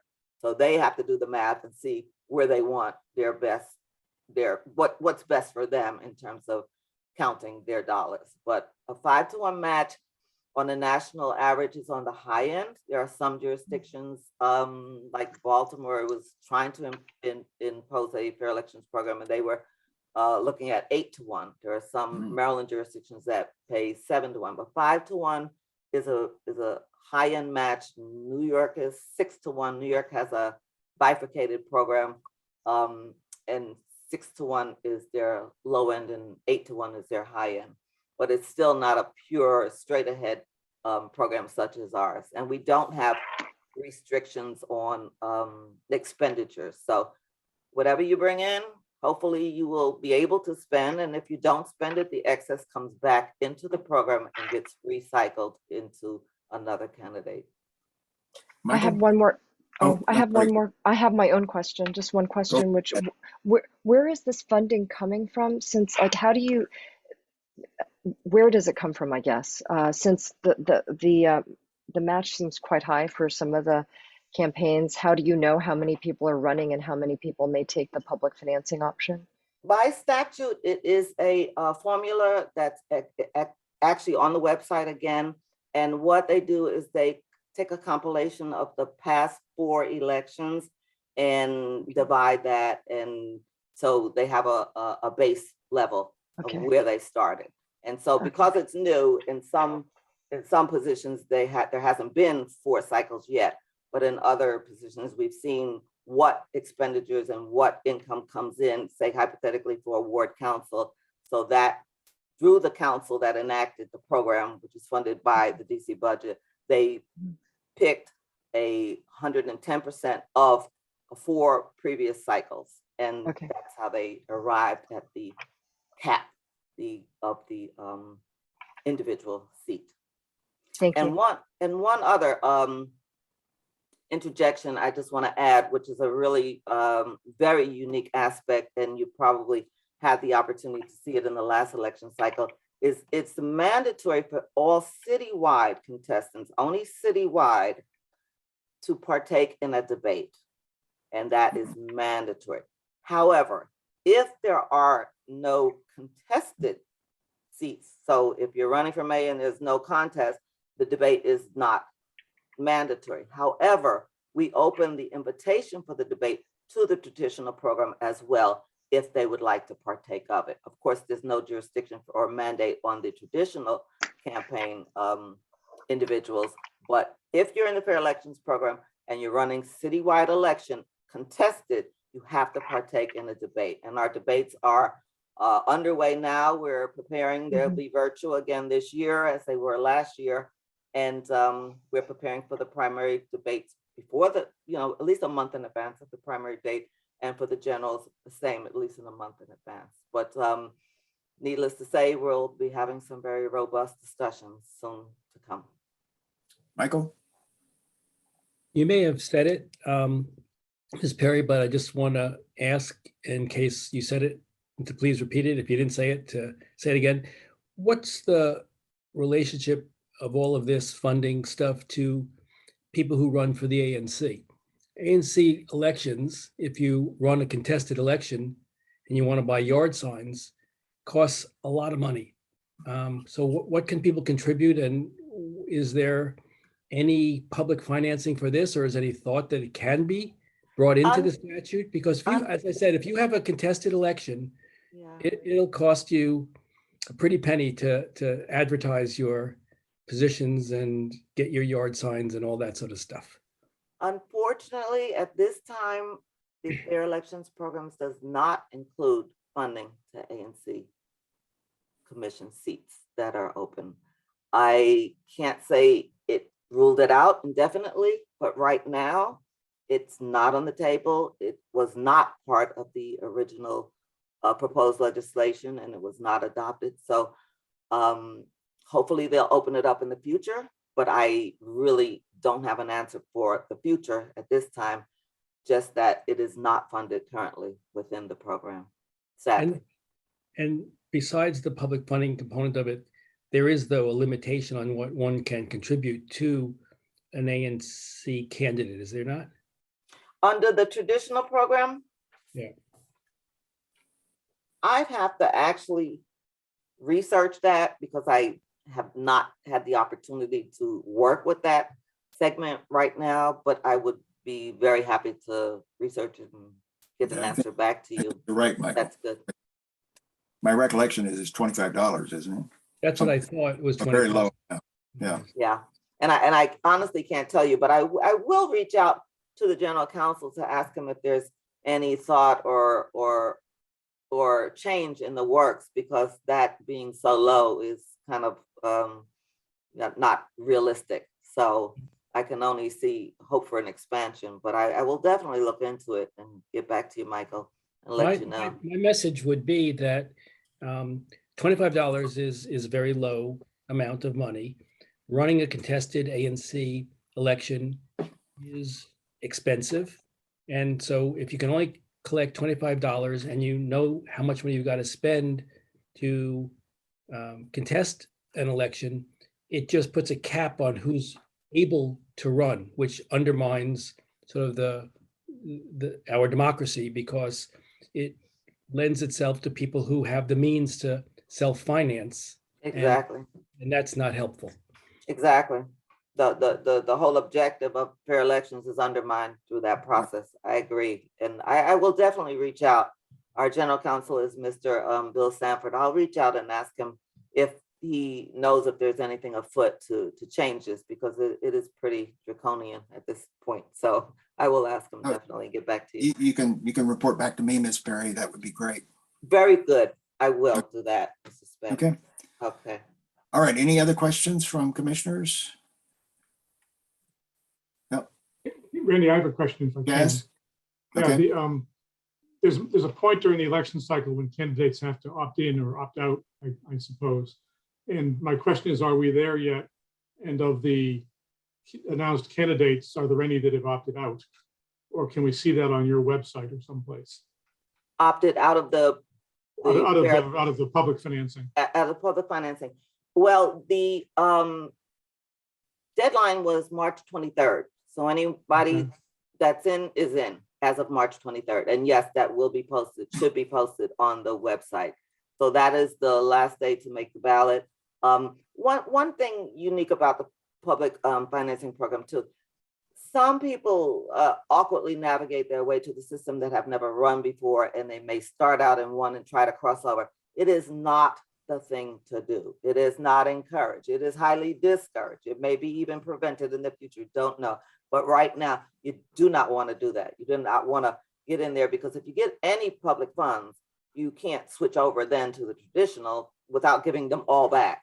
And so that creates a quagmire you really don't want to embark upon. So right now, the cutoff was the 23rd. So the answer is yes, that will be published. So whoever's in at this stage will be. Now, there are still some audits going on, so they have to determine when they'll be certified, but that is the date. So whatever contributions they got had to be cut off on the 23rd, which was the last day for them to meet certification, coincidental with the last day to get on the ballot.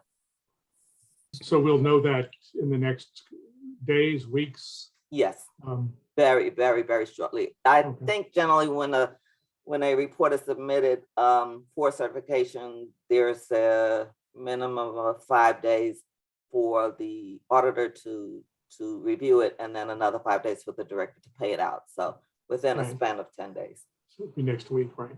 Yes, Thank you. you're welcome. Okay. I think that's everything then. Ms. Perry, we really appreciate it. Did anyone else have a question? I just wanted to make one last plea, Ms. Perry, in your advocacy for the ANC. Is one of the things about the ANC is that we are obligated to report all of our expenditures. So we have an obligation. If you buy a yard sign, or you hire somebody to do a website, or you do anything, you get a flyer, we've got to account for every penny that we spend on our own campaigns. And so in some sense, we're obligated on the back end of all the reporting, but we get no advantage on the front end. And that seems imbalanced. So that would be my last Ask. point Yes, in your advocacy, because I know you're going to advocate for us mightily. definitely, definitely. Okay, I will definitely get back to you, Randy, with both questions and see where we're at. Hopefully we're growing. Hopefully we're progressing, right? Yeah. Yes. Okay. Well, thank you very much. Well, thank you and have a good night. You Take too. care. Bye-bye. All right. The next I'm up. item on the agenda is a report on the small area plan process. And Connie, you want to start it? Yes, so just to make sure that everyone is aware, we had a special meeting on March 10th, a special public meeting where Erican Osberg, the program manager for the Chevy Chase Small Area Plan from the Office of Planning, provided a presentation. And during that meeting, we were told that the draft small area plan would be released on Monday, March 14th. And we had a few more asks of the Office of Planning, which was to extend the typical 30-day review period, to try to give us, they're encouraging people to send in their comments in written form on the dedicated website, which is publicinput.com/Chevy Chase. We asked to see those comments sooner than later. And then we also asked if the venue for the public hearing, this is the mayoral hearing, so it's the agency's hearing basically, which is scheduled still, I think, for April 13th, if that venue would change. We then submitted a letter to Director Cozart on March 14th, our last public meeting, when the draft small area plan was released. Copies are available at the Chevy Chase Public Library, as well as Neighborhood Library, as well as the Community Center on the ANC resource table, as well as online. A few days later, we heard that Director Cozart was definitely considering all of our asks. And on March 21st, the announcement was made that that review and comment period would be extended all the way to May 13th. Is that correct? I think that's the date. Randy, correct me if I'm wrong. So we had 30 extra days, which is really great because we have spring break. There's all these, breaks coming in, and we just felt like the community didn't have time. They also agreed to think about a new venue, not the public library, the meeting room upstairs, but to try to think of a different venue, as well as a different date, because April 13th, the originally scheduled date, falls on spring break for DCPS families. And so we're yet to hear about that. But Director Cozart also said that she would provide us all the comments after the public hearing within 10 days, so that we have a chance to take a look at it. Because we are going to draft a resolution, the commission is, regarding the Chevy Chase small area plan. They also have put out office hours, both in person and virtual. There were office hours on March 24th, in the middle of the day. I went in, not many people showed up, but I did get a chance to talk to Erican. The next office hour in person is April 7th. Starting at 5 until 7 p.m. And that is at the library upstairs in that meeting room where they held their open house a month ago. And the following one will be virtual, and that will be May 3rd from 12:30 to 2:30 p.m. Erican said to me when I talked to him on March 24th, he said, invite him.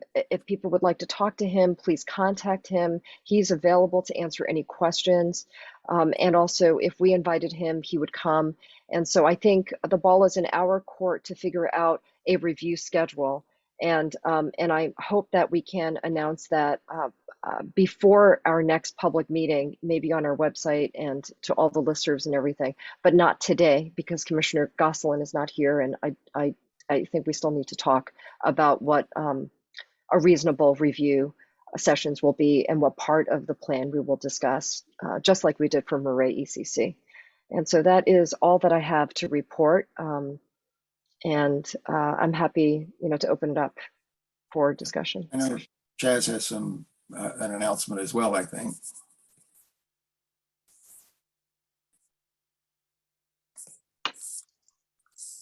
You're muted, Chaz. You're muted. As people may know, I'm not only on the ANC, but I'm also on the board of Historic Chevy Chase DC. And we are taking advantage of finally having an actual draft of the small area plan to, as the ANC is, but put together some detailed comments. And as part of that, we're going to host a virtual event on April 7th at 7:30. We're co-sponsoring it with folks from Ward 3 Vision, but the point is to basically ask the question. The draft plan lays out what they propose. It responds to 6 areas of concern that they heard in all of their community outreach, but it's the first time we've seen what they're actually proposing. So this event has got a title that's the Chevy Chase Small Area Plan, Next Step for a Stronger, More Inclusive Future, ? And so we're hoping to have some experts on that panel, but also a public discussion. And I will put the link to the registration page for that in the chat here. We're pulling it together at the last minute, it feels like, but we very much appreciate the extra time for both to hold an event, but also for people to respond and submit comments to the Office of Planning on their own.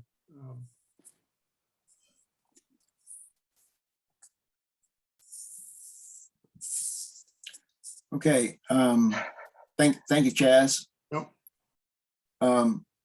Any other reports on the, one question I had, Chaz, about the forum that you're putting together. It will be recorded, I assume, right? So that Yes, we it can watch will be it. recorded, and it'll be on the HCCD website. Okay, great.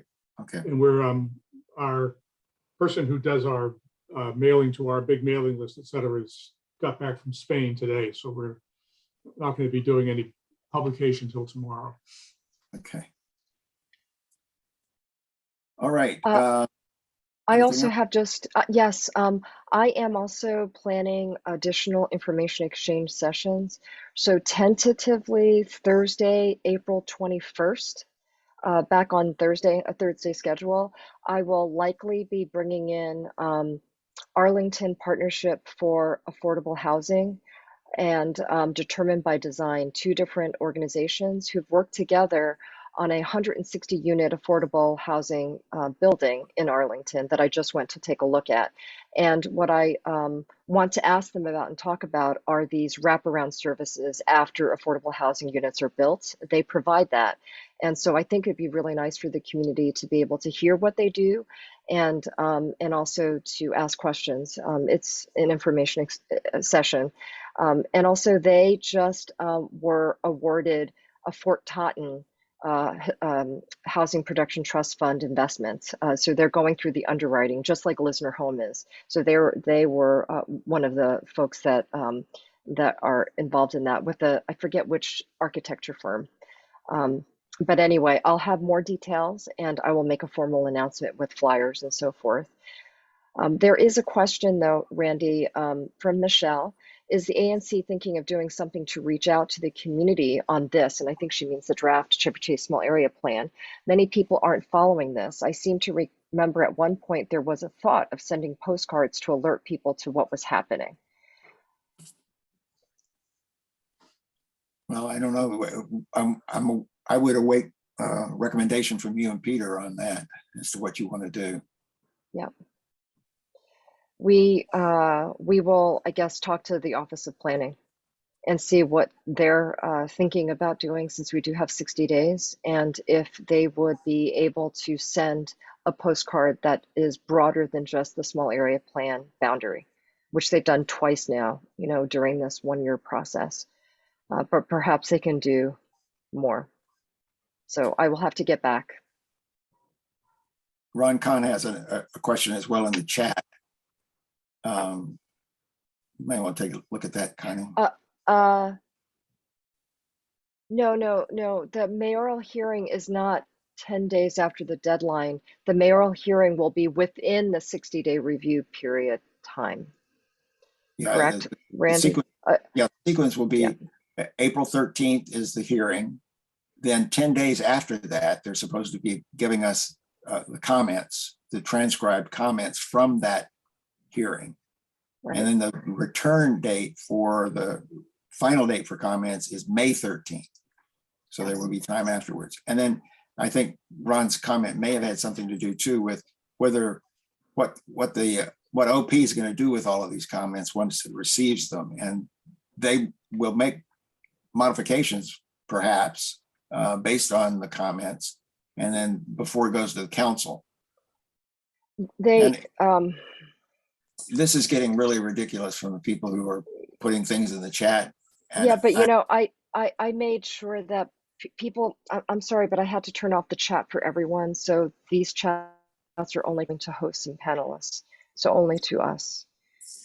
We've had Zoom bombers all evening long. I've been trying to remove them as fast as I can, but if I'm engaged in a conversation, I can't do that as quickly. So I was going to say, to answer Ron, that April 13th date may move. So I don't expect it to be on that date because it's the middle of spring break. So if it's any time after, I mean, originally we had 30 days and the 30 days was from March 14th to April 13th. That was a 30-day review that culminated in a public hearing. Okay. Now, if they move that public hearing date, what we asked for were all the written comments that were coming in and so forth. Can we see it so that the commission had some sense of what the community was sending to the Office of Planning?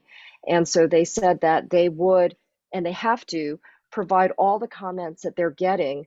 They have to provide that to the council when the council reviews and holds its hearing, to approve the small area plan. So we will have that, all the comments given to us before they send it off to the council, and presumably before we draft our resolution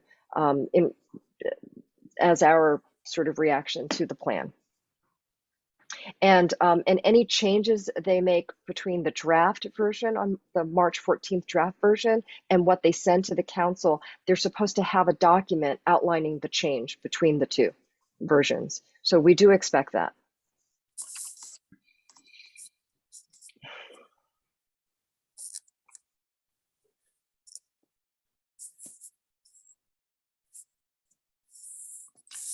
Okay.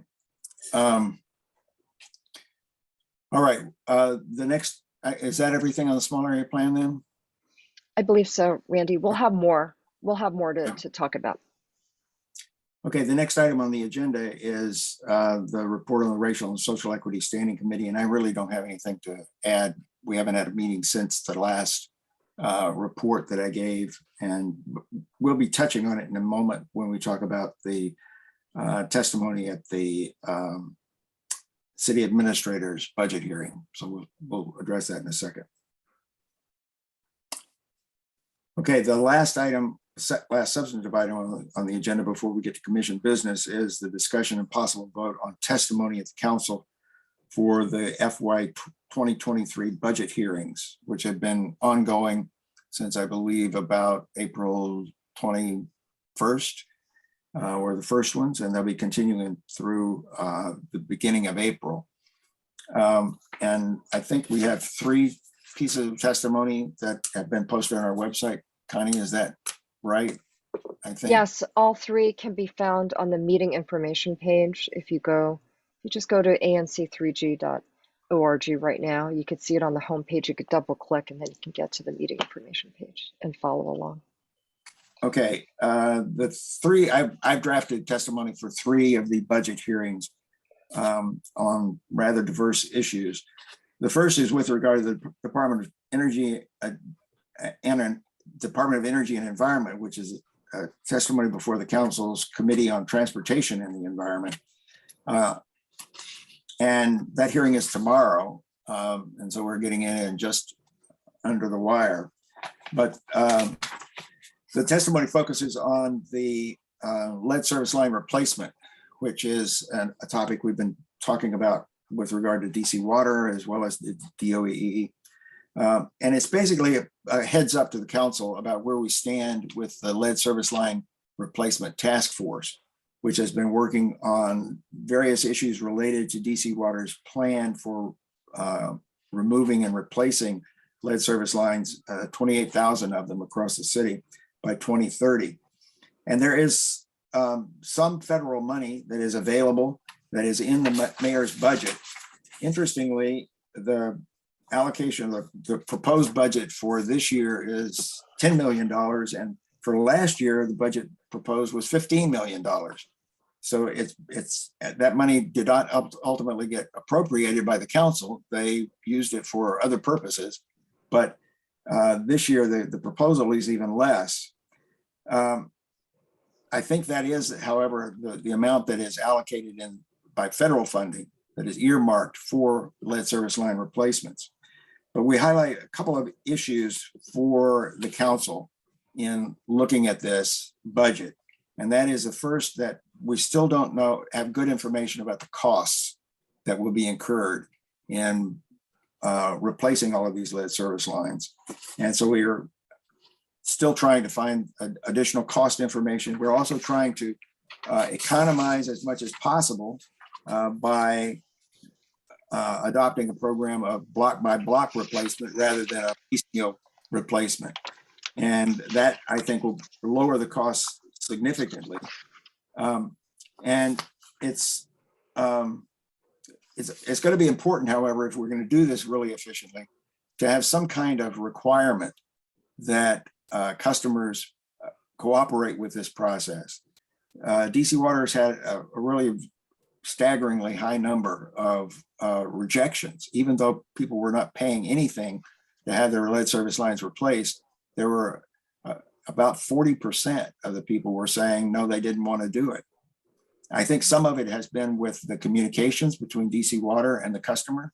So the customer didn't really understand the potential harm that they were subjecting themselves to, or that DC Water was going to repair their yards and restore them. And so it was not going to be any inconvenience to them. But nevertheless, the rejection rate was very high. Some cities like Newark, New Jersey, for instance, have created a mandate that you must remove your lead service lines. And it was done there at no cost as well. And so the task force is probably going to make a recommendation to the council, and this is a heads up to the council that we may recommend legislation that will require cooperation from customers for removal of the lead service lines. So that's the testimony for DOEE. And anybody have any questions or comments about it? It has been circulated to the commissioners a number of times already. We've had some comments from commissioners. Are there any questions now? I would move then that we adopt this testimony for presentation to the Council's Committee on Transportation and the Environment tomorrow. Is there a second? Second. All those in favor? 5-0. Okay. Not being as helpful for Peter here as I intended to be. All right. The second testimony is very simple. And this is for the capital budget for the library. And in last year's capital budget, we went through a process with great help from Councilmember Che's office to get some explanatory language in the capital budget that indicated that the library, the community center, and housing were going to be a joint project on a single campus. And the language that was put in the capital budget for 2022 was really quite good. There's no explanation for it, but the budget for the library has just deleted all of that language and instead put in its own description, which is really inaccurate in some respects because it asks for instance, the related projects, and it says it's not applicable. So what we're simply proposing is that we go back to the language that was used last year and it accurately reflects the plan to have a single campus with the library, the community center, and housing in one package. And I think this is non-controversial. I checked with the director of the library and he's completely on board. He didn't have any explanation for why this was changed in the library's capital budget, but it really should be a very simple thing to get that replaced. I would move that we adopt that testimony as well. Is there a second? All those in favor? 5-0. Okay, and the last one is an effort that's been put together.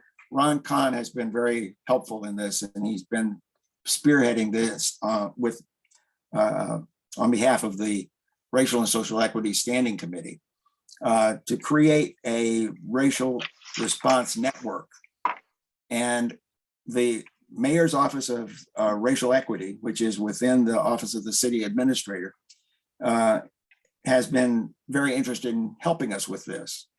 And so as part of their budget hearing, which is on April 7th, we have suggested, and I used Ron's language and help on this quite a lot, that that the Office of Racial Equity take a real lead on this so that our ANC could be a pilot program to roll this out, but that the Office of Racial Equity could then use that and the experience we gain here for a broader program that would go throughout the district.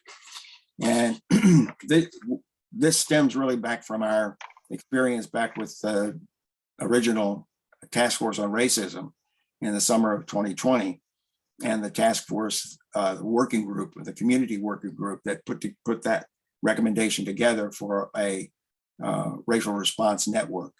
And it's going to have a lot, we're going to have a lot of discussion about the details of this, but the key here is to get the budget for it. And we've suggested that it would be one full-time equivalent person for the year to assist in developing that program and communicating it to the broader district community, ANCs across the district, and then getting it started and off the ground. So that's the recommendation that we make. I don't know, does Ron have any comments, or let's see. I don't see anything from Ron here. Okay, I would move that we adopt this testimony then as the ANC's testimony. Second, thank you, Chaz. All those in favor? Great discussion. Discussion? Yes, I'm sorry, John, you have discussion? I Question? had a little bit of observations on this when I came up with our task force and our raise committee, partially because of the details and what exactly, basically sort of what exactly are we meaning by a network, and some of the implications about enforcement of particular points of view. I'd like to get more clarity on what some of the details of this are going to be. Well, we did discuss this, I think it was at some length in January or February last year when we were January 25th at our meeting. Then we adopted the as a resolution that we should create this, not only the standing committee, but that they were charged with developing this network. So like I said, the details are not yet worked out completely, but it would be a place where people could go and feel safe in being able to talk to someone who could counsel them on resources that might be available to them. It might be the police, it might be the schools, there might be a variety of sources, but we're going to have to develop a protocol for how that would be done. And that's why I think it's important to have the Office of Racial Equity involved in this process so that they can help guide us in developing it in a way that's going to be equitable and will serve the purposes that are intended. It's really designed to address concerns that we've heard in our own neighborhood about people who have experienced racial insensitivity, racial incidents, and didn't really know where to call, who to call, where to get help. And this is intended to provide a place where people can go and get help in that regard.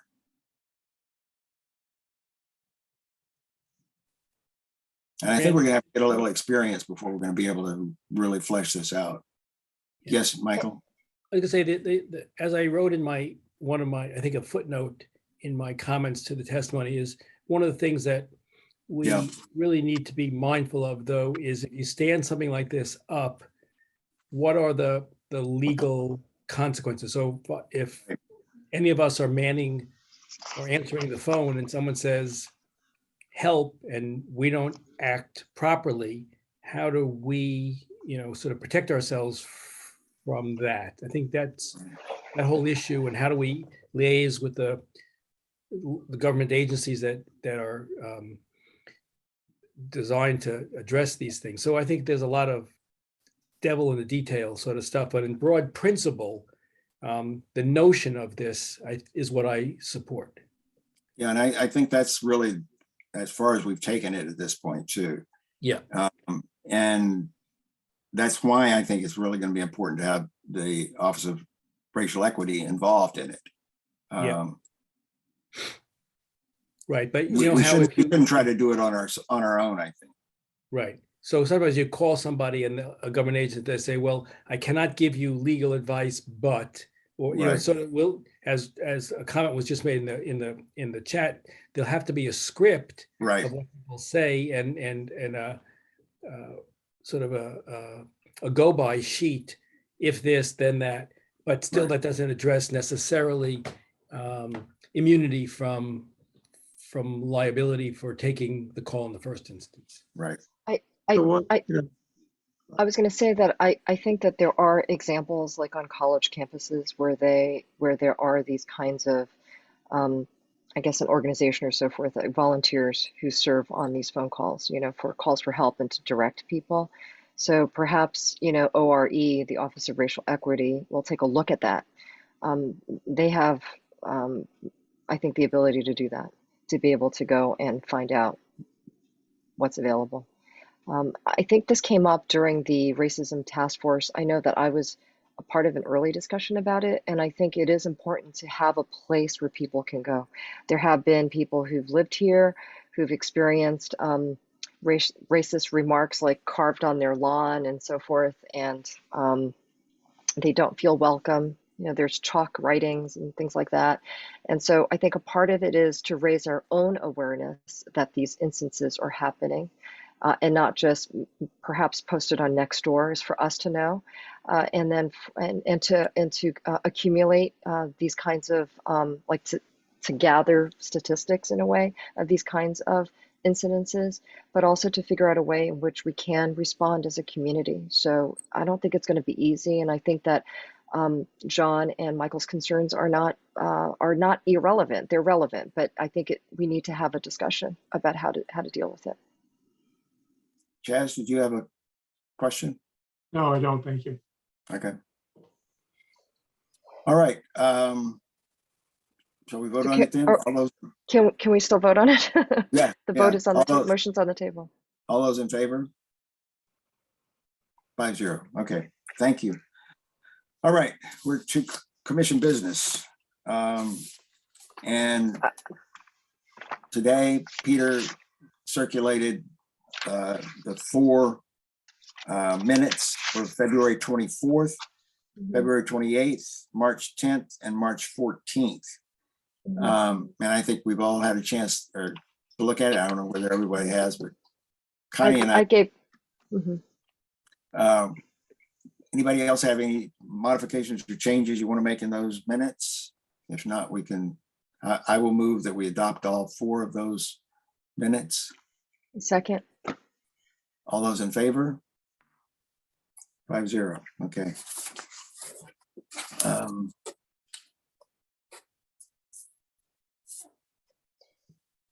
Randy, I also would like to add an item on the agenda after number 3, Okay. if possible.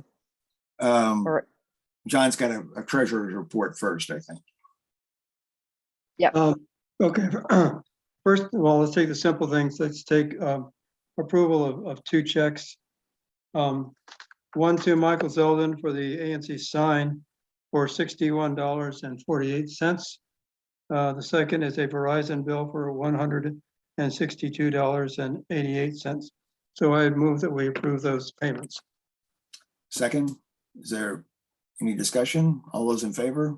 Well, I just wanted to say that the sign, so people know the sign, since we bought a sign last year, which Connie and I use at the farmer's market, but now it's permanently set up in the community center where we have our ANC table. So we bought a replacement. Connie and I were out at the farmer's market 2 weekends ago, but we wussed out this weekend because it was too cold and windy.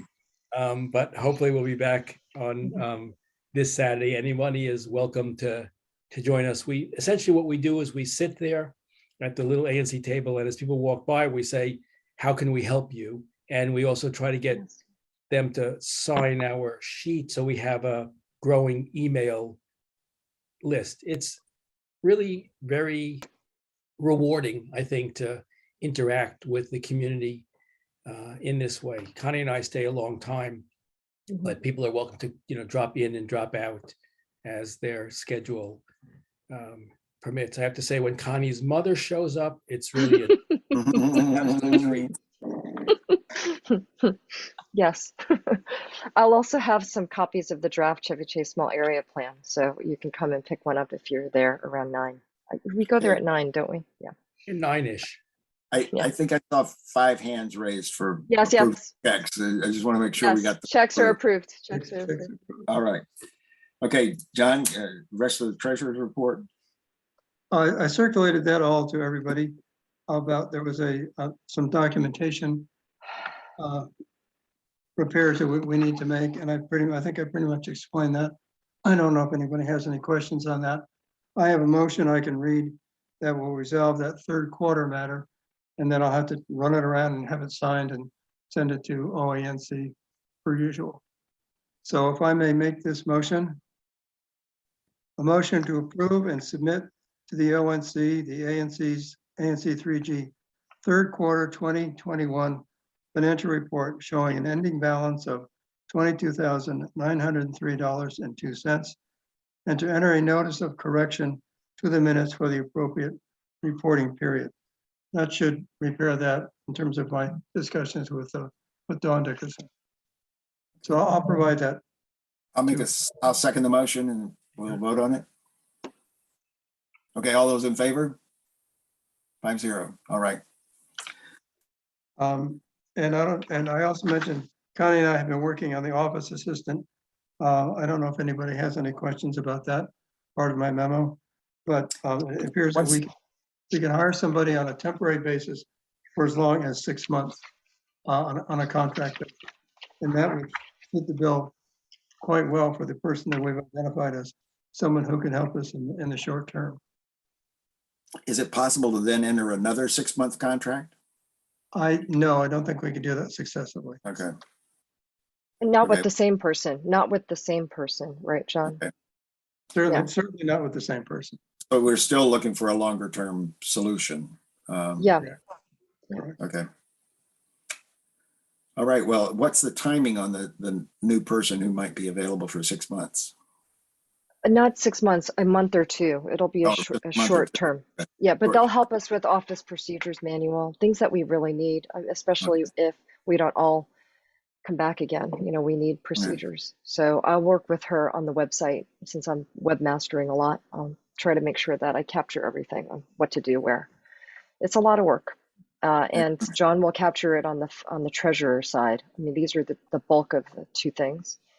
And then we'll look at other things that we do. So we'll likely talk to you, Randy, about some of those things. Like for instance, once we approve a resolution, I make sure that you and Commissioner Gosselin sign it. And once it's signed, I upload it to the website, but I also upload it to the OANC, the Office of ANC's resolution portal. I make sure it's there. And, that's a little process in and of itself. Right. And then, of course, with the Murray ECC, I've updated it with every single thing that's happened. And I think for these big processes, we should do that. But that could be the person who could help us, that executive administrative assistant, if we have someone who's facile with WordPress.org, which is not easy. I'm still thinking about the timing here for the person who you're looking at right now. When is that person going to be available? And do we have terms of the contract that we're going to have for her? She's available, I think, almost immediately. We've been working on a contract or job description. We've got that pretty much nailed down. Certainly, we'll circulate that to everyone here so that you can see what it is. And we'll also compare it to the one that our next door neighbor next door ANC has for theirs, because that's written in the same context we want to have ours, as sort of a management consultant kind of context. So, but we won't sign anything until we send that around to everybody. Okay, might we have this by our next meeting on April 11th? Definitely. Absolutely, Yeah. absolutely. And budget-wise, we can, I put in quite a lot of money for publicity and communications related to the SAP, which we haven't used, and we can make changes to our budget by a resolution of the commission. Right. Yep. Okay. All right. Okay. Anything else on the treasurer's report then? No. Okay. Okay. And these are items for our April 11th meeting. We had, Michael, are we still thinking about having DDOT on the traffic safety investigation process again? Yeah, On the okay. Christian is gonna present. I don't know whether or not, I haven't asked Director Lott. I don't know whether we want to save him for a later date, because what Christian's going to talk about principally is the 311 process for traffic calming measures and other matters related to safety, but not not more broadly about what DDOT is doing. Yeah, I've got another example of it not working, so Good. I'll be glad to Well, talk you to might want to send it to him ahead of time. him. And say, He wrote it to me, and Okay. I've already corresponded with him about it. okay. So, and Connie, you had something else you wanted to add? Oh, the other thing I had was a discussion of the draft Chevy Chase small area plan. I don't know whether we're going to be in a position to start doing that by the 11th. Mhm. Yeah, I think we should, we'll talk, I'm thinking that we should first invite the Office of Planning, meaning Erkin, to come and walk us through the plan, and then maybe have sessions on each of the sections of the plan with the community, but that's separate. Those would be separate conversations, so we can kind of dig in a little bit more. Okay. Yeah, we need to have we have a strategy for what we're going to do to Exactly. get our solution completed. Yep. We need to have that. Okay. Anything else for that Yes, meeting, for the 11th meeting on the 11th? not that I don't Okay. think so. Not for me that I can All right. think of. I have. So I have I'm a going to be out of decision. town then. I'm going to be in Texas on the 11th. I am I will- planning to be able to participate from there, but just so everyone knows. I will also be out of town, but I will participate too. I'll So be you'll in. be wearing your cowboy hat, Randy? No, just my boots. Just the boots. I'll show you my boots. Okay. Okay. Anything else? I would like to I would like to add something. So tonight with the Zoom bombers, I was very distracted. It was very hard for me to I be able agree. to concentrate and to be able to really fully participate. So I think we need a solution here. I mean, our Zoom details are, we don't ask people to register. I know that there are other organizations like Chaz's, the Historic Chevy Chase DC, where they register attendees. You know, we've never wanted to do that because we want people to be able to look at it and, you know, just join us. But this is not working. I mean, I think I've had to remove, I don't know if it's the same individual, you know, 7 times, different names, but this turned out to be like 30 times or something. Yeah. And I can't keep doing that. And if we have 100 people, which we have had in the past, or over 100, it's going to be really impossible for me to find that particular person on a list of 100. I'm Right. not going to be able to do that. So we need a solution here. I cannot do my job. You know, these public meetings happen twice a month, which is, you know, 2 times more frequent than other ANCs, but nonetheless, our agenda is really packed. And I really couldn't concentrate. I could not focus or listen because I kept looking through the attendees list to see if Jake would show up and some other people would show up over and over again. It's not good. So we need a solution. You think, Does you it think matter? Kathy Williamson or somebody at Octo could help us out on that? No, No, this is a Zoom. This is different. they don't know anything So about it. yeah, and what I was able to do, thankfully, is I was able, which is not great, but I've curtailed the attendees' ability to communicate with each other. So it can't be everyone, so that we're only hearing the slurs, the hosts and panelists, you know, but I also don't want to see it. I mean, I don't Right. think that that's right. So we have to do, this is now the third or the fourth time we've had a Zoom bomber, but this was the worst. Yeah. So, and we need a solution, and the solution You know, may be that we have to register people. the registration strikes me is not difficult for an attendee, and if they want to be anonymous, they can register as, you know, Mr. Magoo or something. But it does give us the ability to control and to evict them more permanently if they're misbehaving. Yeah, the permanent ejection, definitely. I mean, personally, I felt pretty strongly before I ran for commissioner that we should know who's attending these sessions. I think it's important to have names, and I would post them at the end. You know, I'm for transparency, you know, like put it up there so that after every meeting, we know who attended, and everyone should put their first and last names. There should be no anonymity. We're not anonymous. Attendees should not be anonymous. And, you know, I'm really for being able to register so that if I see the same name come up, first of all, I could eject them permanently. And secondly, if they come up again, but they didn't you know, they have to register and we have to allow them in, I guess. So that means that there must be someone who does that. And we're going to need an assistant to do that. You know, so we're going to need someone who just, that's their focus is on An office managing manager. that. Correct. We need someone. And if not an office manager, we just need a volunteer to take that part of the job. Okay, that part of the job. I'm thinking that this job, as you know, for the executive administrative assistant, the job is not a traditional assistant job.